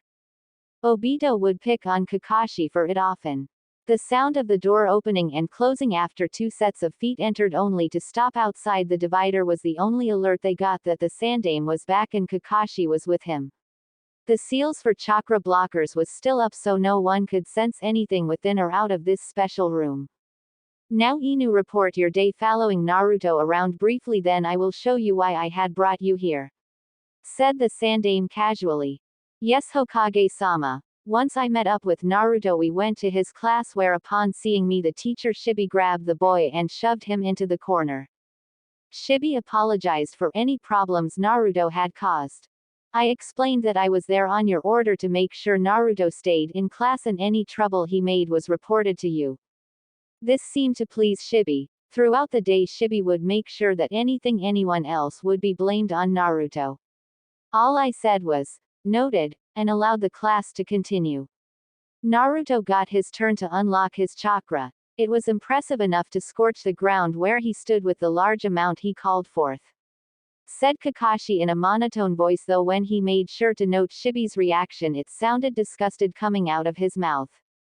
Minato and Kushina smiled at the thought of Kakashi unhappy with Naruto's treatment. He sounded. The report continued about how 2 genjutsu found on Naruto's paperwork. After class Shibi asked Naruto to stay for extra help and asked if the Anbu was staying. When Inu stated no and pretended to leave, he watched as these extra lessons become nothing more than an excuse for beating the poor kid. Flashes of past times Kakashi guarded Naruto came to mind. The drunks, angry civilians and even the orphanage caretakers. All of them made Kakashi sick. How could they not notice the blonde hair and blue eyes of their hero, the Yondaime Hokage, staring them in the face with nothing but loneliness and fear? If it wasn't for the council forbidding Kakashi for interaction with Naruto, he would have adopted him. Kakashi went on about the rest of the day, which was Naruto going to training field 50 that was abandoned long ago and was overgrown. How Naruto kept trying to do the katas for the academy style but seemed to have a problem with them. Kakashi admitted to grabbing the book when the boy fell asleep for a short nap after getting frustrated and noticed that all the katas in Naruto's book were wrong. It was all the illustrations for what not to do put together and smudged. On top of that, the words weren't legible and what was looked like it belonged to the decipher team. Inu went through Naruto's backpack and saw all of his books were like this. The report ended with a promise of a detailed written report. Sarutobi nodded his head, though he did not look happy at all with this news. I believe you are wondering about why I brought you here instead of receiving your report. I have someone I would like you to meet, and because of the security issues I had brought us here with the seal I had handed you. You are to keep this information until it is announced publicly. Sarutobi said, placing a hand on Kakashi's shoulder and removed the Anbu mask. I will tell you now, I have lied to everyone. This is not a genjutsu. You and Naruto-kun the most, but I am happy to share with you and later when it is safe, Naruto. The curtain was pulled back. Two-faced with smiles and watery eyes peered at Kakashi with such love that the young man fell to his knees, his one eye wide and unbelieving. Am I? Minimum.Auto-sensei, whispered out Kakashi from where he had fallen on his knees, pain evident in his voice. Minato swung his feet over the bed after motioning for Kushina to stay on the bed and for Jiro to help him. Jiro helped Minato stand and balance. Slowly Minato walked over to his little brother figure. Oh, little silver pup. It's okay, we really are here and everything will be okay. Minato got close to the young man. With Jiro's help he got to his knees and pulled Kakashi into a hug. That was all it took. Kakashi grabbed Minato fiercely and buried his head in the man's chest. Whimpers could be heard as he fought the need to cry, but with a few soft strokes on his back and soft words and it all came out. The pain, fear and sorrow, all of it. They sat like that for a while, time passing unnoticed. Minato softly explained to Kakashi why he and Kushina, who was crying too, were alive once the cries started to die down. Once Kakashi was calm and the story caught up, they separated and Jiro helped Minato. Kakashi noticed the struggle and helped as well. Once at the bed, Minato sat back down as Jiro ran his hands over Minato's legs to help uncramp his legs from sitting on them for so long. While Jiro was doing that, Kushina shimmied over and grabbed Kakashi, who laughed and hugged her back. Kushina tugged Kakashi to come lay on the bed with them while they talked. He complied after removing his sandals, and Minato returned to lying in bed once Jiro was done. They talked for a while, hugging from time to time or laughing. Eventually Izumi came back. The great part of living in a ninja village was all stores had long hours daily, only a few stores were made 24 hours though. Izumi came in and saw a silver-haired man lying with the two patients. She went to Jiro and the two started unloading the items within the scroll. A fridge was pulled out and moved by them to be plugged in, and the portable grill was placed on an adjustable height table so Kushina could work without having to stress her back out and even work from the bed. Minato and Kushina explained what they were planning to do with getting Naruto fed and protected. What Minato had planned for Shibi and others, mostly general populace of Konoha. How they were going to be reunited with Naruto and why they were going to wait for a while yet. Kushina started cooking the meals Kakashi was going to be giving Naruto, starting from breakfast and ending with a small snack. Due to the special diet they, Minato and Kushina, required and were strictly monitored, though she made Kakashi dinner and finished Naruto's meals. Once she had Izumi seal it, Kushina rejoined the boys in relaxing and noticed Kakashi falling asleep, so she ran her hands through his hair as Izumi brought a blanket over and covered him with it. Before long everyone was heading either their home or, in Jiro's case, down the hall to a small cot made up for the doctor on standby. All in all, the day had gone fairly well and the future was looking bright. Hiruzen no longer had to fear Kakashi going off the deep end and knew Naruto would be cared for at a distance by his parents. Now to start getting the council under control. It was around 3 a.m. just for an idea of the time. The moon was lowering and very little was noticeable, commotion-wise, was made even here in the hidden village of the Leaf. The time was 3:38 a.m. and within the shadow was a small figure dashing between shadows, praying to make it to the goal. A few minutes later you would see a poorly kept park come into view as the shadow made a mad dash for the playground. Past the broken swings and snapped seesaw into the overgrown grass and brush. Finally, the small figure stopped and carefully pulled brush from a half-trunk to reveal a small basket with blankets in and over it. The small blanket moved lightly and a small noise was heard. "Hey kitty, sorry about not coming earlier," said Naruto as he removed the blanket and picked up one of the small bowls, then started cleaning one, then grabbed the other to clean it as well. "Hokage Gigi assigned an ANBU that guarded me all day, like all the other times I had problems. Though I kind of know this one. I remember seeing him often when I was in danger. I remember seeing him from the attic window when in the orphanage. I also remember getting bits of chocolate after being attacked. He was a bit cold today, but I think Gigi may have ordered him to pretend not to like me." Naruto filled one bowl with water from a bottle he pulled out of his clothes along with a crumpled paper that smelled bad. After replacing the water bowl in the basket, Naruto opened the smelly paper and revealed a small fish. He reached into his right shoe and pulled out a rusty kuni and started cleaning the fish and ripping it apart and putting it in the other bowl. Once the food bowl was in the basket, Naruto picked up the sole occupant of the basket. One small pure black kitten, with emerald eyes, only 8 weeks old by the looks of it. One rear leg and one front leg had sticks and cloth wrapped around them. In a splint-like manner. The tummy had a small bandage on it too, with a brown area on the right side. "Let's change these and wash you a bit to make sure you don't get sick," Naruto said to the protesting kitten. Reaching into the food bowl and giving a piece to the kitten, who ate it while growling possessively, making Naruto laugh as he checked the splint's placement was still firm. Naruto noticed that the kitten seemed to be a bit stiff. Once he was sure they were okay, he moved to the one on the tummy and checked it, lightly wetting the spot that was brown to loosen the spot so not to hurt the kitten when taking it off. It was still tough to get off the fur that was slightly matted, and the kitten cried out at it in protest. Inspecting the spot, He had to wash the kitten and not get its injured legs wet, while also making sure to fully support the body so not to strain the cut. It was currently not bleeding after 3 days of bleeding.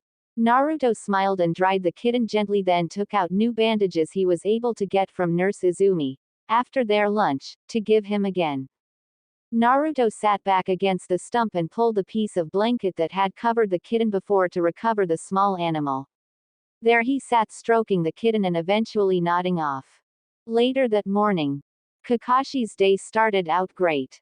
First was waking up in a warm bed was confusing at first, but then was awesome when he remembered why and who was there with him. It was so odd. He was 14 the last time he saw his big brother and sister figures. He took the scroll with the food and put it in his rump pack with a little orange book, checked his uniform and mask. After another hug to the both of them, he left in the same manner as he had arrived. He went to Naruto's apartment and knocked. He had spoken with Kushina and Minato about Naruto. They would like him to start getting a better idea of what Naruto's schooling average would be. Minato thought it was odd that Naruto didn't seem to ever read or write, only draw, the 2 or 3 times they were able to watch him during school hours. When Kakashi thought of it, the only time Naruto did pick up a pencil it was to draw. Minato also said to collect the drawings because he couldn't see them well, but something that he saw made him ecstatic. Even Kushina wasn't sure what Minato had seen. Kakashi knocked again and this time tried to listen for any sounds coming from within the apartment. There were none to be found, so Kakashi picked the lock, making it look like he had a hard time with the key, and entered the apartment.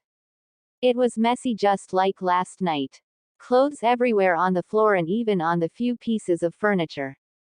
Trash from eaten food was amongst the clutter. A faint odor of pee and sweat wafted from everywhere. The walls looked like someone had painted words on the wall and someone had tried to clean it off. It was everywhere on the walls and some on the floor. It was even on the furniture somewhat. The furniture itself was in poor condition, tears here and odd stains with the clean paint marks as well. Looking in each of the rooms, Kakashi was a bit sad with what he saw. Even he in his most depressed state had better living conditions than this. Upon looking more at the building itself, he knew there had to be a pipe leaking somewhere in the walls. Floorboards were loose in areas and posters covered holes in the wall, though there was only 4 of those. Biting his thumb, he went through a number of hand seals. Summoning jutsu. A puff of smoke appeared along with a pug. Pakun, I need you to help me locate the child that owns this apartment. He must have gone somewhere to train or something, said Kakashi. The small pug grumbled and took a sniff at the air, then his eyes widened. Inu, why do you smell of 2 people you said were dead?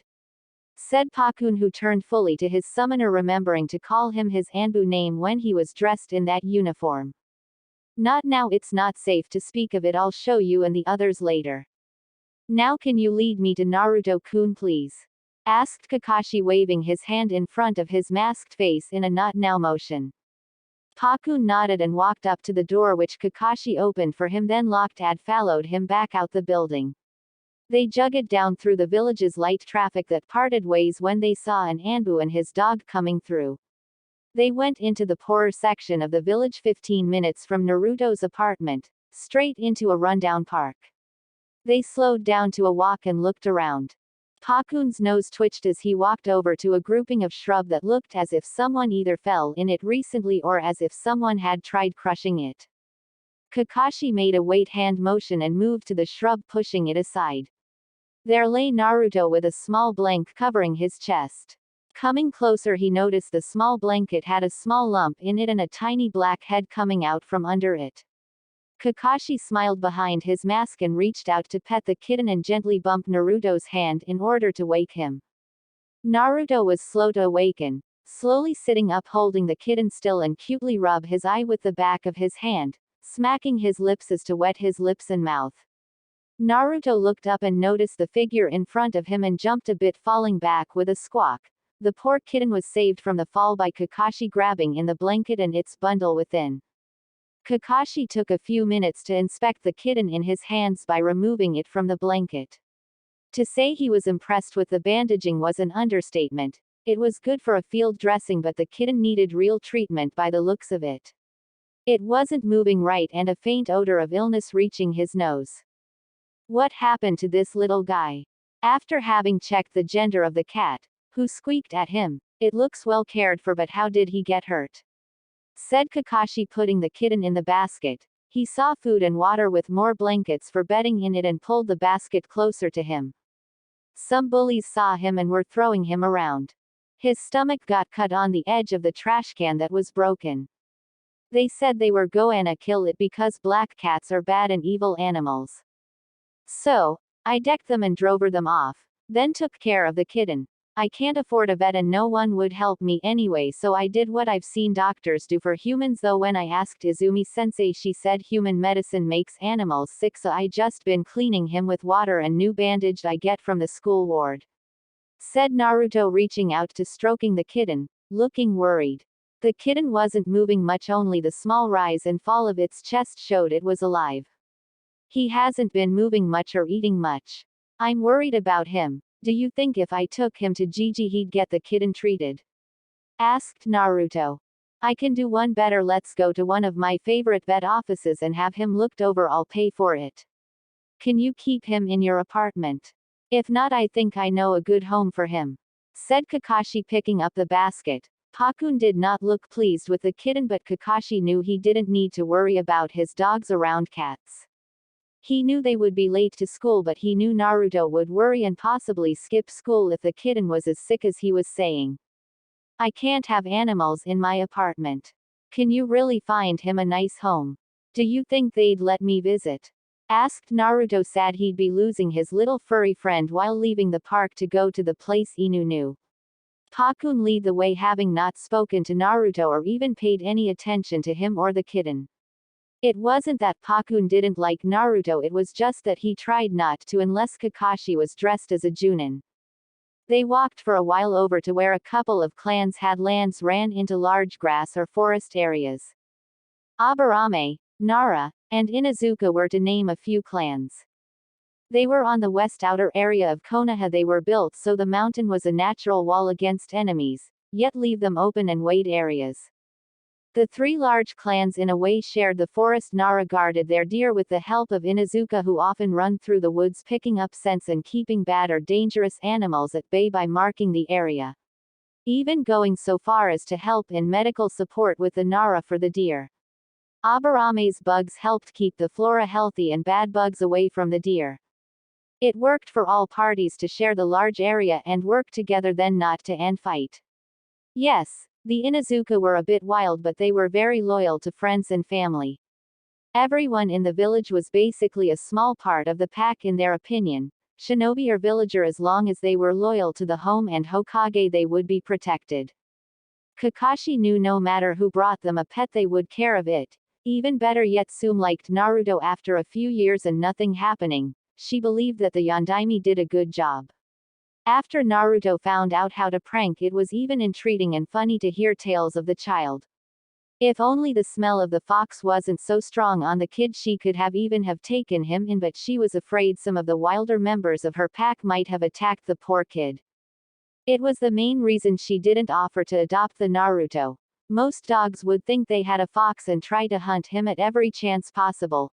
Also, she didn't want her dogs getting used to the scent would make them ignore a real one's scent if they got confused on the matter and not attack it. Tsume had confined this to the Hokage after that meeting 7 years ago in his office though, and had offered to help where she could. Mostly by keeping her clan from attacking Naruto. They were getting close to the clan now, and only a few barks and howls were heard as they got closer. It was like they were going crazy. Naruto got nervous and scooted closer to Inu, even going as far as grabbing the side of his chest armor. Dogs always made Naruto nervous. Pakun had kept ahead of them and didn't bark or growl at him, so he wasn't scared of the pug, yet. The noise coming from the area they were heading was nerve-wracking to say the least. It reminded him of the one time on his birthday. He shuddered and shook his head, ridding himself of the bad memories. They walked up to a door and knocked. Barking could be heard along with someone yelling loudly at the dogs. 3 large bangs were heard as something big hit the door Kakashi had knocked on. Naruto stood wide-eyed seeing 3 huge dog heads jumping up and down in front of the door. A girl that reminded him of that jerk Kiba came and grabbed the 3 dogs and ordered them to heel, which they did. Then she opened the door, only to be surprised to see a blonde kid and an Anbu staring at her. "Mom, it's an Anbu and some kid," the young girl yelled from the door, motioning them in. Kakashi came in, Naruto close behind eyeing the dogs but bravely walking past them. Pakun stopped by the dogs and stayed there. Once inside, they saw a medical table and many different walls covered by closets full of medical supplies with locks on them. Kakashi set the basket on the table with the kitten as Sume walked in, whipping her hands on a towel she throws away in a wastebasket. Hana finished changing and checking the last 5 cages on the right side. "And don't forget to make sure your brother is ready for school and out the door, then go to your team training. Now what can I do for you two today? Aren't you supposed to be in class, Naruto?" Sume asked, looking at Naruto, who was surprised, as she pulled the kitten out of the basket. "What happened to this little guy?" she asked, and Naruto told her the same story as he had Inu. She smiled and patted Naruto's head, then continued looking over the kitten. "Well, you did a good job, pup. Just tetanus and a few broken bones here. The tetanus is getting bad, but thankfully you brought him in on time. He can be treated. I'd say this little guy's is about 8 weeks old. Are either of you keeping him?" Sume asked, gathering the items she'd need to treat the kitten. She saw the boys shake their heads no to keeping the kitten. It was slowly stiffing from the tetanus, so eating must have been hard for it, and she explained this to the young worried boy that gently rubbed one figure on the kitten's head while she was getting the items to treat the kitten. She first cut off all the bandages and looked over the limbs, then she shaved down the small fluff of fur even going around the cut the cat had. She dabbed some disinfectant on the wound, then wiped it down. Then she pinched the skin together and put a clear liquid across it. Naruto was amazed that the skin stayed shut afterwards. Sume explained everything she was doing as Naruto watched. Inu had stepped back and watched as the kid enjoyed the one-on-one attention he was receiving from the clan head. At first Naruto was nervous to ask questions, but eventually got used to it as he noticed she wasn't mad at him for it. She even allowed him to help after she showed him how to do something. Naruto even used a dropper to give the kitten some water every once in a while. It was cute to say the least. Kakashi pulled out a small camera and took a few pictures, without them noticing, for his parents. After about an hour and a half, the kitten was looking better and had 2 small casts on its legs. The fur was softly washed, dried, and brushed gently by Naruto, and then gently put on a clean blanket with a small IV running into its unbroken foreleg and a cone on its tiny head. Naruto sat by it, running one figure over its head, as Sume walked over to Inu and motioned him out of the room. "So what's the plan for that little critter? It will be allowed to go to a new home in 2 weeks, but Naruto said he can't keep it," she said, looking back into the other room. "I don't want to separate the kid from his furry pal there. Naruto seems already to have an attachment to the kitten. I've seen the kid after school a few times and he's usually alone. Having a furry friend would be nice for the kid. Even Kiba says no one really hangs out with him. Though Kiba says sometimes he and the Nara and Akamichi boys will follow him out of the class, sometimes hanging out after that, but not really friends," Sume said, remembering the one time she was called in about her son leaving the class. Inu sighed to himself and confirmed this to the clan head. "I have a plan for him to see the kitten after a bit, but first I got to talk to the people about Naruto and the kitten," said Inu, pulling out a scroll from his rear pack. "Naruto hasn't eaten yet. Do you mind if I set him up with his food before I take him to school? That way he can hang out with the kitten. And just so you know, Naruto will more than likely want to come by and see the kitten for the 2 weeks it will be here. Will that be okay?" Inu asked. Sume nodded her head to him about both things as he brought them up.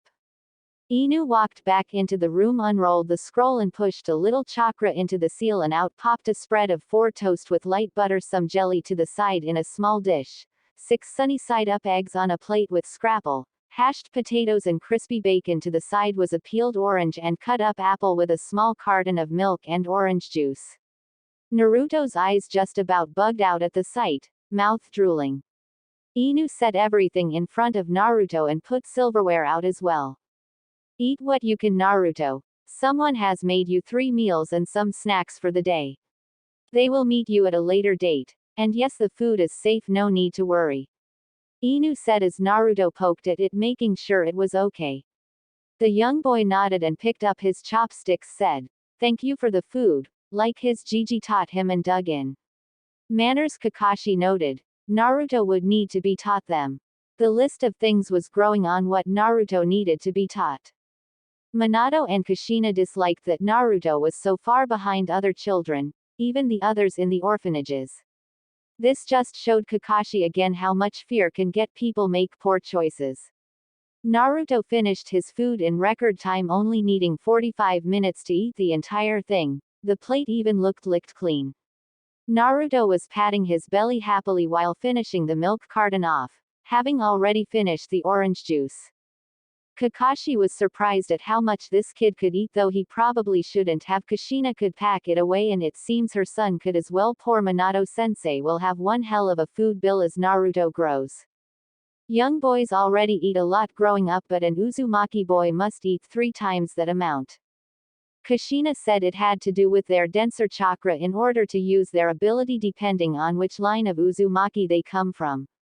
Healing, defense, and offenses abilities were 3 classes of abilities listed, though the main family could do all 3, though usually chose one to focus on. Kushina was a rare mix of offense and defense with her chains, though they lean more to defense since they absorbed chakra and made barriers. Another thing to mention to the couple is a possibility of Naruto having Kushina's Keki Genkai, which was good since the Uzumaki were almost extinct due to the destruction of Uzushiogakure in the Second War. But that was tale for another time. It was time now for Naruto to go to school. "Let's go, Naruto. The kitten will be here for 2 weeks recovering. And Sume said you may come see him during that time. I will speak with the people that might give the cat a good home later tonight and let you and Sume know if it's a go," Inu said, putting a hand on Naruto's shoulder and steering the boy away. Sume gathered the kitten off the table and carried him to the back to put in one of the many kennels. Scene break. The walk to the school was quiet. Naruto had missed 1.5 classes by this point, and history was about to being in 15 minutes by Kakashi's remembrance of the schedule. Naruto went in first, and the teacher started to yell until he noticed the Anbu Inu behind the boy. "Ah, Anbu-san, did this rift rat cause trouble again today? Does the Hokage want him held after school?" asked the teacher with a bit of glee in his eyes but not his face. "No, there was an emergency this morning that had to be addressed before we were able to come. I will collect his homework that was missed this morning and ensure that it is completed for tomorrow's head-in," Inu said, and the teacher nodded his head, motioning Naruto in. Naruto went to his seat and Inu went to the back of the class and took out a stood-in parade rest. Kakashi was itching to read his book, but it wouldn't be good to read that in a school setting, nor would it be good to represent the Anbu in that manner. If he was in his Junin uniform, then he wouldn't have cared either way, but Anbu were seen as the shadow of the Hokage, so he couldn't do that. The day went on and Kakashi noted how Naruto never touched any of his books other than to take them out of his desk. Naruto would draw or just about fall asleep in class. The day wore on and Kakashi couldn't believe all the stuff that was skipped. Konoha was missing the clans that also helped in the building of the village hidden in the leaf. Like how the Uzumaki financed the building materials and helped protect the village before the daimyo even got involved with the village. The Uzumaki also played mediators for the agreement of the clans, mostly between Senju and Uchiha. The class even coved the first Hokage and how great he was. Of course, Naruto had to have his say about that, and Inu had to intervene and calm the boy down and allow the class to continue, while taking mental notes of all the feedbull the teacher was covering in class. Once Inu would notice that Naruto was done with a drawing, he would take the paper and stash it. Naruto had asked why he was doing that, and he said that he wanted artwork for the Anbu fridge. Naruto was happy with that answer. Inu was looking at one when the teacher handed out pop quizzes and noticed something. It was rough, but he could make out some fuinjutsu within the drawing, but some things he didn't recognize, but not written language. It looked like a bunch of shapes interlocked unless you knew what you were looking for. That must have been what Minato-sensei was talking about. He pocketed it and went and looked over the students around him, and their test most were done, but when he looked at Naruto he noticed that there was a genjutsu on most of the test.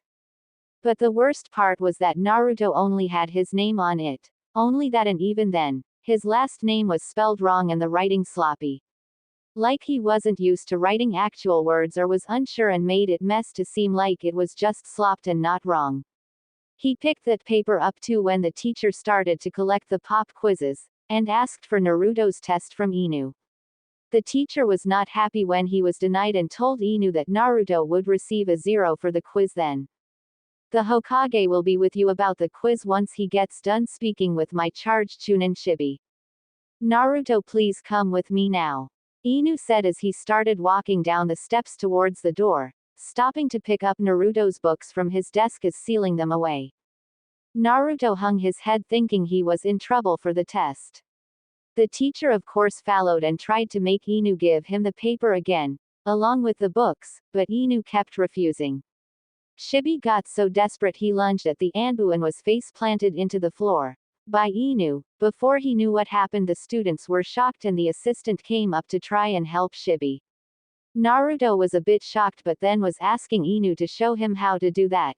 Inu ignored Naruto for the moment. I do believe this class is done for the day, Inu says aloud as another two Anbu appeared and Inu motioned for Shibi to be taken along with the assistant. Inu stood up as Dove grabbed Shibi and restrained him, and Squirrel grabbed the assistant and both Sun shinned out to Anbu holding cells until orders were given out about them. Inu turned to the class.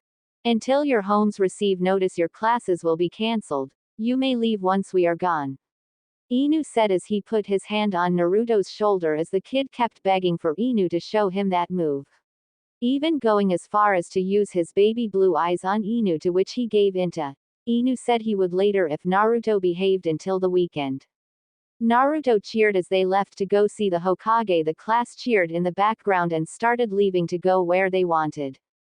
Half hour before noon, Hokage's office. The secretary to the Hokage's office was gone and a Chunin that Kakashi knew was in her place. It was Yumino Iruka who last mission Kakashi went on as a Junin on one of his downtimes from Anbu.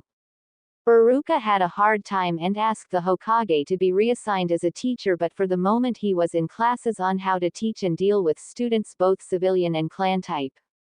Getting his certifications was taking time, and while it was in the works he would work in the offices to make money. Iruka was almost done from what Kakashi heard. Iruka would work from time to time as an assistant teacher to earn credits and for an evaluation of what he learned. Ainu-san, the Hokage said, if you or Uzumaki showed I was to let him know. Give me 1 minute and I'll see if he's done with the elders yet, Iruka said, looking wary of Naruto but not hateful. Naruto noticed the look and looked away, biting his lip a bit. Then he turned his back on the Chunin and put his hands behind his head and smiled as Iruka got up and went to check with the Hokage. After a few minutes, 2 grumpy elders came out and stuck their nose up at the sight of Naruto, then marched off grumbling. Iruka came back rubbing the back of his head and told them to go in. Naruto turned around with a big smile still on his face and ran to the Hokage's office after waving at Iruka. Inu nodded and followed his charge to the Hokage's office. Once he got there he heard Naruto regaling the Hokage with what happened in class between Inu and Shibi. The Hokage had his pipe in his mouth, smiling, and was nodding to Naruto's story while the boy imitated Inu's move. The Hokage asked if he knew why his Anbu guard did that or not, and the boy paused only to shake his head no. The Hokage saw Inu and called Bear out of his guard position. Bear was a large man, very well built. He couldn't use stealth like some of the sleeker Anbu, but he was a powerhouse on the field. He was mostly put of field when they knew they need heavy hitters rather than recon missions. Bear received instructions to take Naruto to the Hokage's meditation room and go over the academy katas. The room was built by the Shodai after he nearly lost his temper, almost killing several people, politicians mostly, when he was overstressed by them. It became the one room that any Hokage could use, and no one was allowed to bother the Hokage in there, and had seals from Lady Mito to ensure the room stayed quiet. Anbu would still guard, but they were not allowed to bother the Hokage unless it was an emergency.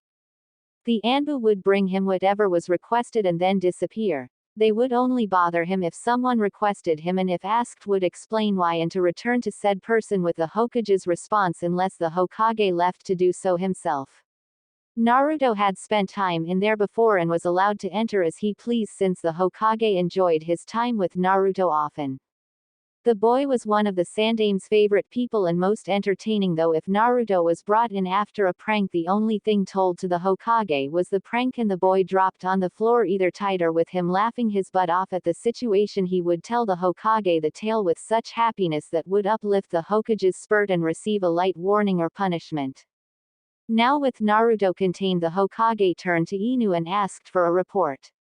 Inu informed the Sandame about the day and how poor the class required information was provided, also how Naruto interacted during class, with students and staff as well. Inu unsealed the books and pulled out the pop quiz. The Hokage frowned looking at the quiz with a Class A genjutsu on it and then pulled the books to himself. He opened the books and got angry. He repeated this with all of the books, 10 in total, each making him even madder. What is this supposed to be? Did you really pull this straight from Naruto-kun's desk? Asked the Hokage in a harsh whisper. Inu nodded and picked up one of the books to see why the Hokage was mad. The Hokage picked up a piece of paper and wrote a note, then made a storage seal, then sealed all that Inu had brought to him. He then handed it to Inu and told him to go speak with their neutral friends and then cleaned out his pipe to refill it. Inu left and Hiruzen lit his pipe only to hear a commotion outside his room. Shouts from the Chunin Uruka and a few bangs here and there. His other two Anbu shifted slightly but stayed hidden in order to protect the Hokage. Hiruzen stood up and stretched his senses out and recognized Tsunade's chakra signature and waved off the Anbu from defensive positions. He also noted Jiraiya's coming over the rooftops outside and jumping to enter from the window. Hiruzen knew that Minato sent both letters and everything, but never have they shown up at the same time like this, nor in such a loud, quick manner. Sarutobi Hiruzen! Came a fierce yell. Hiruzen flinched. From in front of the office door that flew off its hinges moments later. You had better not have said anything to that slimy frog. Senju Tsunade bellowed after making Hiruzen duck for cover. The Sandame poked his head out from behind his desk and looked at the shards of wood that was 8 inches thick and had metal plate in the middle of it. The metal was indented and thrown into the wall on either side of the desk while the thick wood around it was destroyed.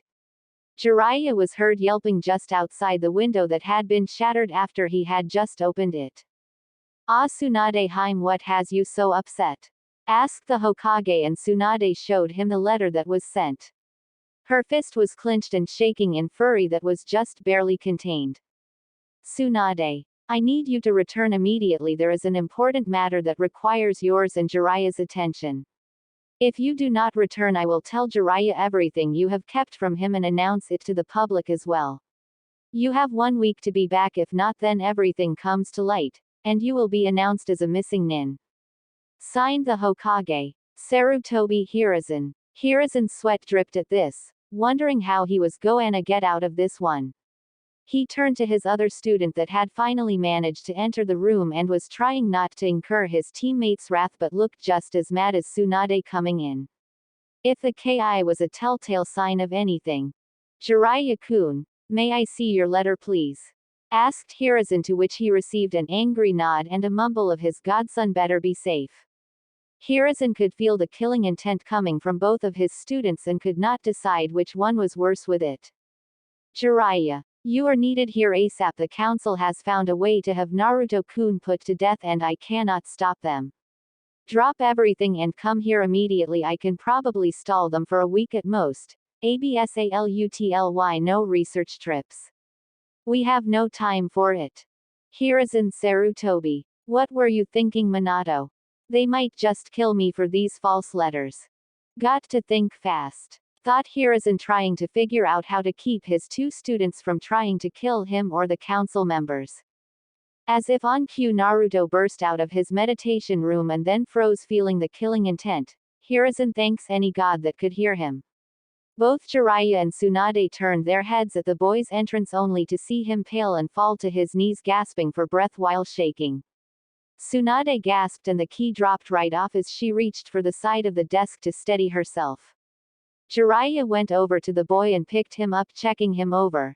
Naruto squawked at being picked up suddenly. Who is this boy, sensei? Asked Tsunade with a shaky voice. She couldn't remove her eyes from him. It was like looking at a ghost. Pictures in her scrapbook from the past that she gave up being around came to haunt her. Her dead son was standing in front of her again. The pictures Sarutobi had taken by the caretakers of the orphanage and later, ones she sneaked by with from the academy to when her son achieved Hokage status up until his and his wife's death, and supposedly their son's death. This ball of sunshine is Uzumaki Naruto, but neither he nor I were really the ones who wrote to you, though I did send them out. Naruto-kun, why don't you go to Ichiraku's and have all you can eat on me? Take this letter to him and he will bill me later, okay?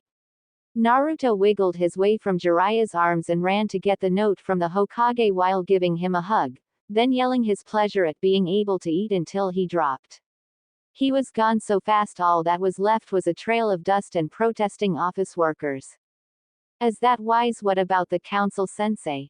Asked a worried Jiraiya, to which Tsunade asked why and was shown what his letter held. She got mad all over again. Jiraiya backed up just in case Tsunade wanted to take her unexplained anger out on him. He really didn't want to ask her why she was angry. You had better have an explanation as to why that child looks like him, and if he is that child that I was told died, then there better be a good reason for why I was lied to. She thundered loudly. Now Jiraiya was really confused. What did Tsunade want with the son of his deceased student? And who was him? Naruto didn't look like Dan, but maybe a bit like Naoki though. The Sandaime gulped, knowing that if he couldn't leave the office unattended yet, it was just about noon. If only he could be in two places at once, only then would he have a chance of sliding the wrath off of himself and maybe redirect it at Minato or even Danzo. Then a thought struck him, and the next thing anyone knew, he was bashing his head against the desk he was still near. Thump! Stupid! Thump! Stupid! Thump! Stupid! Cried the Sandaime Hokage. Both Tsunade and Jiraiya grew concerned at this but backed up when their sensei jumped up and made a seal, then puff. 4-Kage Bunchi appeared. Sarutobi started yelling out different orders to each of them, then went to his desk and pulled out a small orange book and pocketed it with a gleeful smile. To put the metal doors back up once they were sure it was straight enough to work. As the rest talked, the paperwork which the two fixing the door were done went to help them. Turning to his two students, he waved them on and walked out the window, while tell the Anbu to stay. Needless to say, the Anbu sweat dripped and pretended that none of this happened and followed the Hokage's orders and stayed where they were. Iruka knocked on the now metal door after a few minutes and crept in when told to enter. He had an ice pack on his right side of his face and was limping a bit. Once fully in, he was shocked to see 4 Hokages. After talking to the Hokage and apologizing for allowing the woman to enter, and asked about her. Upon hearing that it was Tsunade Senju, Iruka gulped. I thought she was an older woman, not a 20-year-old looking lady like that. Iruka said softly, just about fainting after hearing he was almost killed. If Tsunade hadn't held back on that punch, he would have been dead. The Hokage sitting in the main seat chuckled and told Iruka to leave for the rest of day and go to the hospital to get treated, motioning to an Anbu to help Iruka. Kat stepped forward to help him out and to the hospital, after shutting the Hokage's door for the clones to get back to work. Little after noon, sector protection. Minato was sweating bullets, and it wasn't because he was worried about the small prank he pulled on the Sandaime Hokage. No, it was his mother, the one person he has been wanting to let know that he knew and wanted to be around her but wasn't really sure how she would react. Every orphan dreamed of finding their parents and having a happy family. Many grew out of that stage eventually, even Minato. At one point Minato stopped looking, but once he got together with Kushina, his mind returned to that one thought. So once he had time, after the war ended, he returned to his search only to find a file in the Hokage, only files he could look at. To say he was shocked would have been an understatement. He went home early that day and threw a tantrum of sadness and grief. His mother was right there this whole time and never once did she show any care. Kushina was even angrier than him. It ended up with him holding her, while he just allowed his frustration at the situation out as he held her. They talked long into the night and most of the morning. Kushina even went to the office with him, and when no one was permitted to be around, they would continue where they left off if interrupted. When the Sandame came in, Kushina shut and locked the door, only then did everything come out. Tsunade did keep tabs on Minato even now. She had just sent Hiruzen to check on him after hearing one of the office chunin say that it seemed their Hokage was quite upset and not seeing people. She had waited until lunch, and after not seeing Minato leave for lunch, she sought out Hiruzen to go and check on Minato. Hiruzen even admitted to having a picture book made since Minato was put in the orphanage. Hiruzen also admitted to seeing newborn baby pics in the book, pics from the academy, Minato's graduation, and a few from Minato watching Kushina around from time to time. Hiruzen even admitted to taking some from the Chunin and Junin rank pics. Even coping a few from Jiraiya's training time with Minato. After hearing all this out of the retired Hokage, they sat in the office and thought it over. It was decided that they would not tell Tsunade about Minato knowing until Minato wanted to speak up. Minato was hoping to have Tsunade introduced to her grandson and welcome her back into the family once again, but that night that was supposed to be the greatest of the days of their lives turned out so horribly. Minato was so stressed he didn't notice Kushina trying to calm him down. Even Inu was not sure what to do. He had never seen his big brother like this and he didn't know why. All he knew was Lady Tsunade and Lord Jiraiya were coming down with the Sandame. Kakashi knew Jiraiya would be happy to see Minato back, so Minato-sensei's reaction was puzzling to say the least. Min dear, calm down, just think of how happy we'll be when we're reunited with Naruto soon. It will be the same here, just calm down. Deep breaths, Min-kun, says Kushina soothingly, ignoring Kakashi's inquiring look. Minato took some deep breaths only to rush to the bathroom. Sounds of him puking reached their ears just as he disappeared. Now Kakashi was worried. Jiro walked over to the bathroom and was quietly asking Minato questions while trying to let the man have his moment to calm. After a few minutes, Jiro went in and shut the bathroom door, having a vague idea of why Minato was getting sick, so he decided to have a man-to-man talk with Minato, letting him know it was okay to freak out about letting everything out of the bag. Kakashi was trying to get the information out of Kushina, but all she would say was it was Minato's story to tell, not hers. Then she asked Kakashi to draw the curtain across so anyone coming in the door wouldn't see into the main part of the room. It could be pulled either straight across the room or around the bed depending on the need. Moments later, the Sandame entered the room and was talking softly to his guest. Tsunade, Jiraiya, what I am about to show you has been hidden from all but a few until recently, and I assure you this is no genjutsu. I have been lying to everyone, even you, I'm afraid. It was not out of malicious intentions that this was withheld, but more out of not wanting to give false hope to anyone nor endanger those it affected, said Sarutobi, standing in front of the drawn curtain. He heard the bathroom door open and the sound of someone's walking the room to the bed. Once it sounded like everyone was settled and the curtain was starting to be pulled back, did the Sandame walk to the far wall across from the bed. Minato had been returned to the bed and was lying flat on the bed with an arm slung over his face covering his eyes. Jiraiya was so shocked he didn't move or even make a sound, just stared at the two on the bed. Tsunade was no better. Kushina made a shush motion at the two, to which they nodded and didn't move after they finally collected themselves. Min dear, come on, speak to me. What is making you so upset that you got sick? You and I have already spoken about this. Your mother obviously loves you, if she was willing to keep track of you since the day you were left in the orphanage. Kushina says, looking right at Tsunade, who was starting to shake. Are you having second thoughts on seeing if she would rejoin the family? And what of your father, Min? He should know he has a son, a wonderful son that he helped become the man you are now, she said, running her hands over his hair and every so often over this chest and stomach. No, I really do want my family to be whole. I want you, Naruto, my mom and dad. Even Hiruzen, which both you and Naruto think of as family, to be here in our lives. And I think you puked because of the richer food we started this morning and my nerves. Minato says, taking deep calming breaths every so often while talking. I'm just worried whether after all this time, if my mother would still even want me, let alone my father who never knew about me. I know I shouldn't let this get to me, but there is so much I want for this family, and I really am afraid she will turn me away, even hate me. You could hear the strain in Minato's voice as he spoke. Tsunade started to cry while covering her mouth and used her ninja skills, subconsciously, to walk quietly to the bed.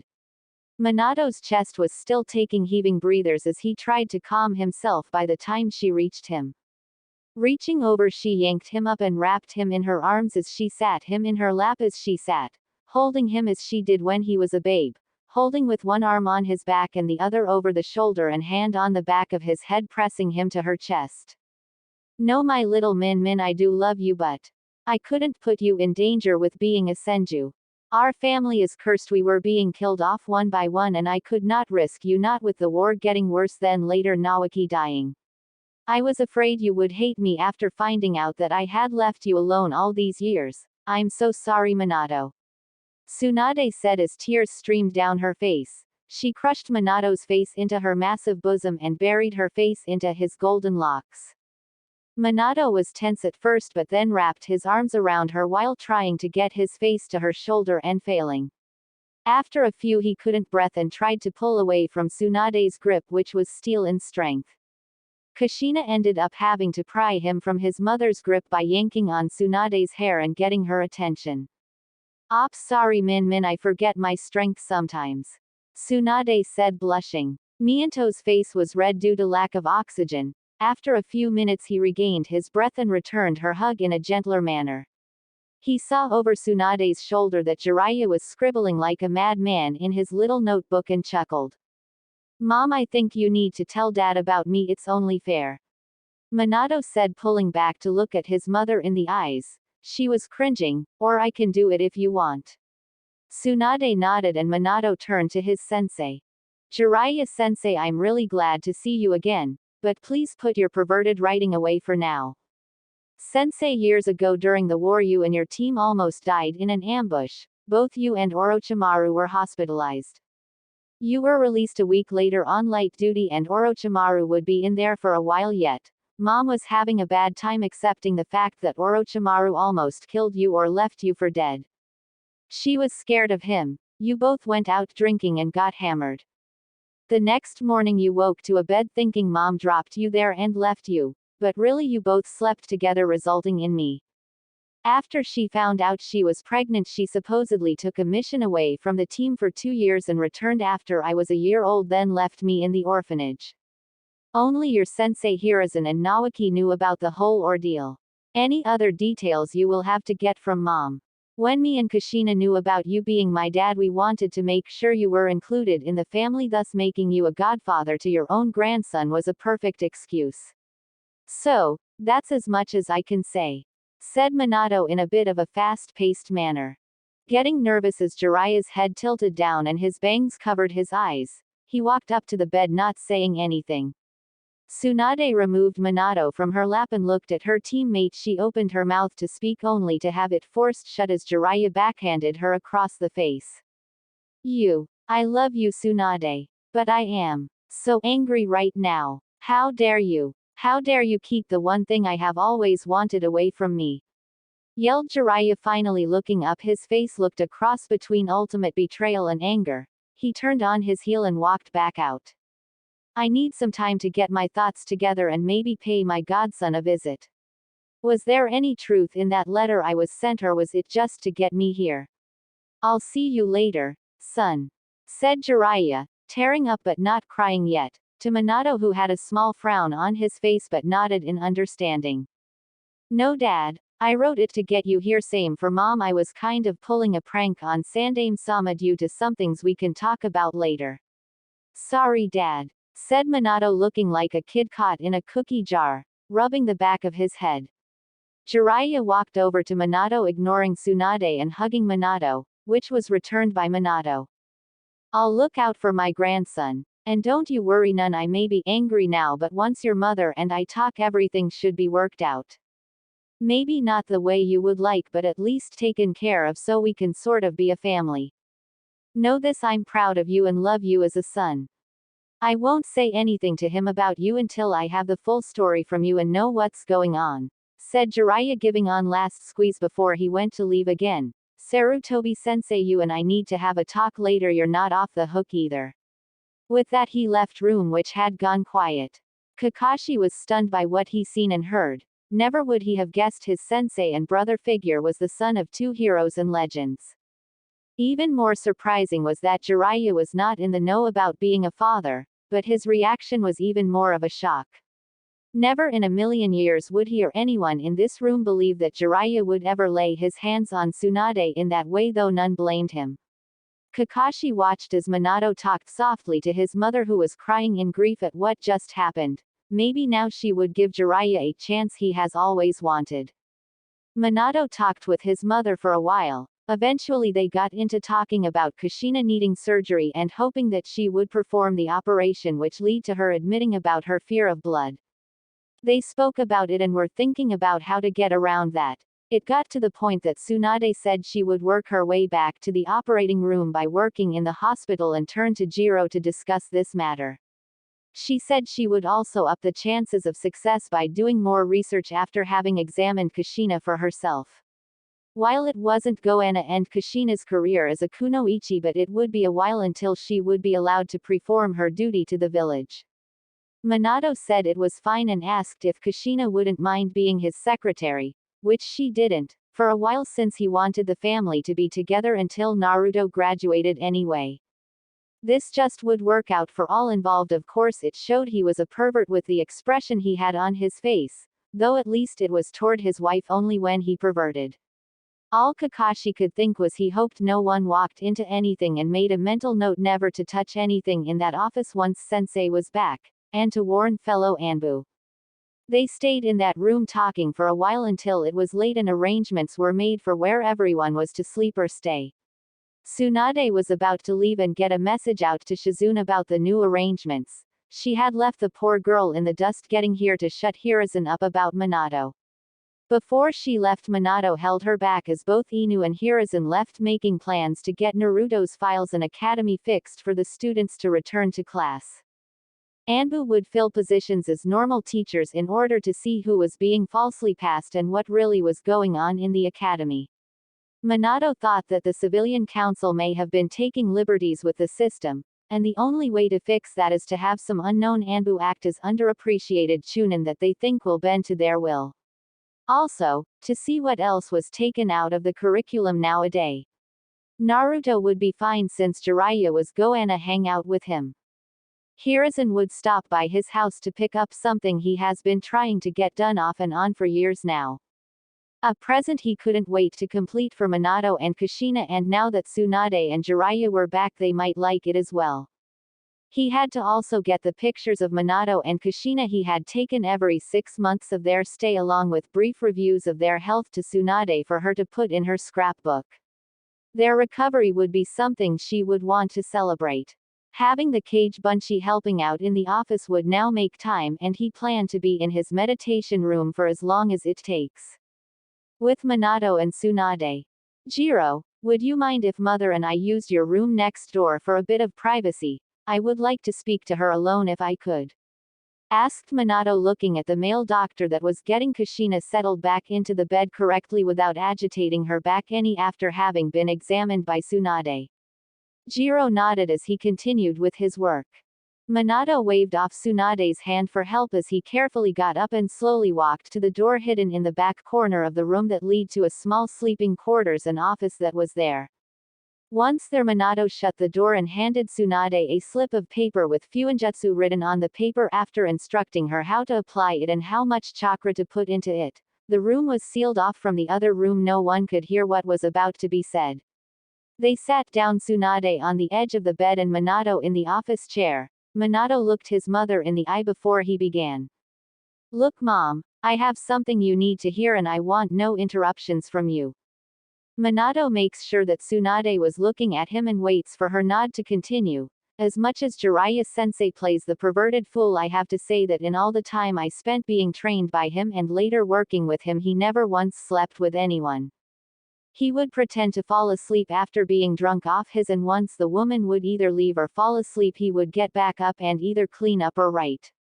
Yes, he would put his hands around their shoulder, but I never seen him grope anyone on purpose without having to pretend while really pickpocketing said person.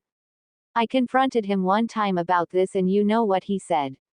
He told me that only one woman was worth his real time, but he would never be good enough for her. He said, still looking at her, making sure she was listening. Her eyes were a bit misty looking, but he still had her attention.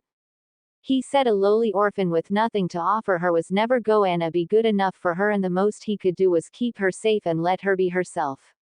When I was older and in Anbu, he came to me so smashed drunk and asked me to end him. Do you want to know why? He asked. Tsunade shook her head no, but he continued. She was starting to cry, but he pushed through. It's because the love of his life was engaged to another man and was happy for her.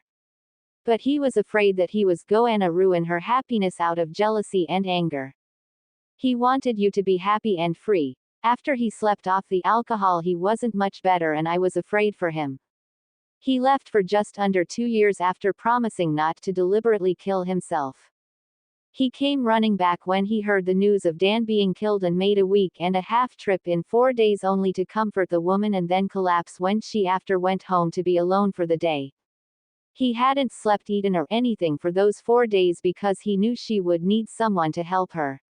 He always kept tabs on her and her well-being. Even when I was a genin he was doing it. Minato was slowly getting loud but still not yelling yet. She was now sobbing. Minato wasn't gonna let up, even though he knew this might destroy their relationship. He knew nothing would change for his poor father unless his mother knew the full truth. Now I want you to think really hard about how you are gonna talk to him about him being in this family. I will not allow Naruto be see the fights or separation in his family because you two cannot get along. I know Jiraiya will have no problems acting like a happy family for his grandson, but I don't want Dad to have to force an act one believe after him being denied a chance to raise his own son. He should have been given a chance to have happiness. I won't be denying him a chance to be with his grandson. In reality, Jiraiya is more than deserving of having a great woman at his side. Only question is, are you deserving of a great guy like him?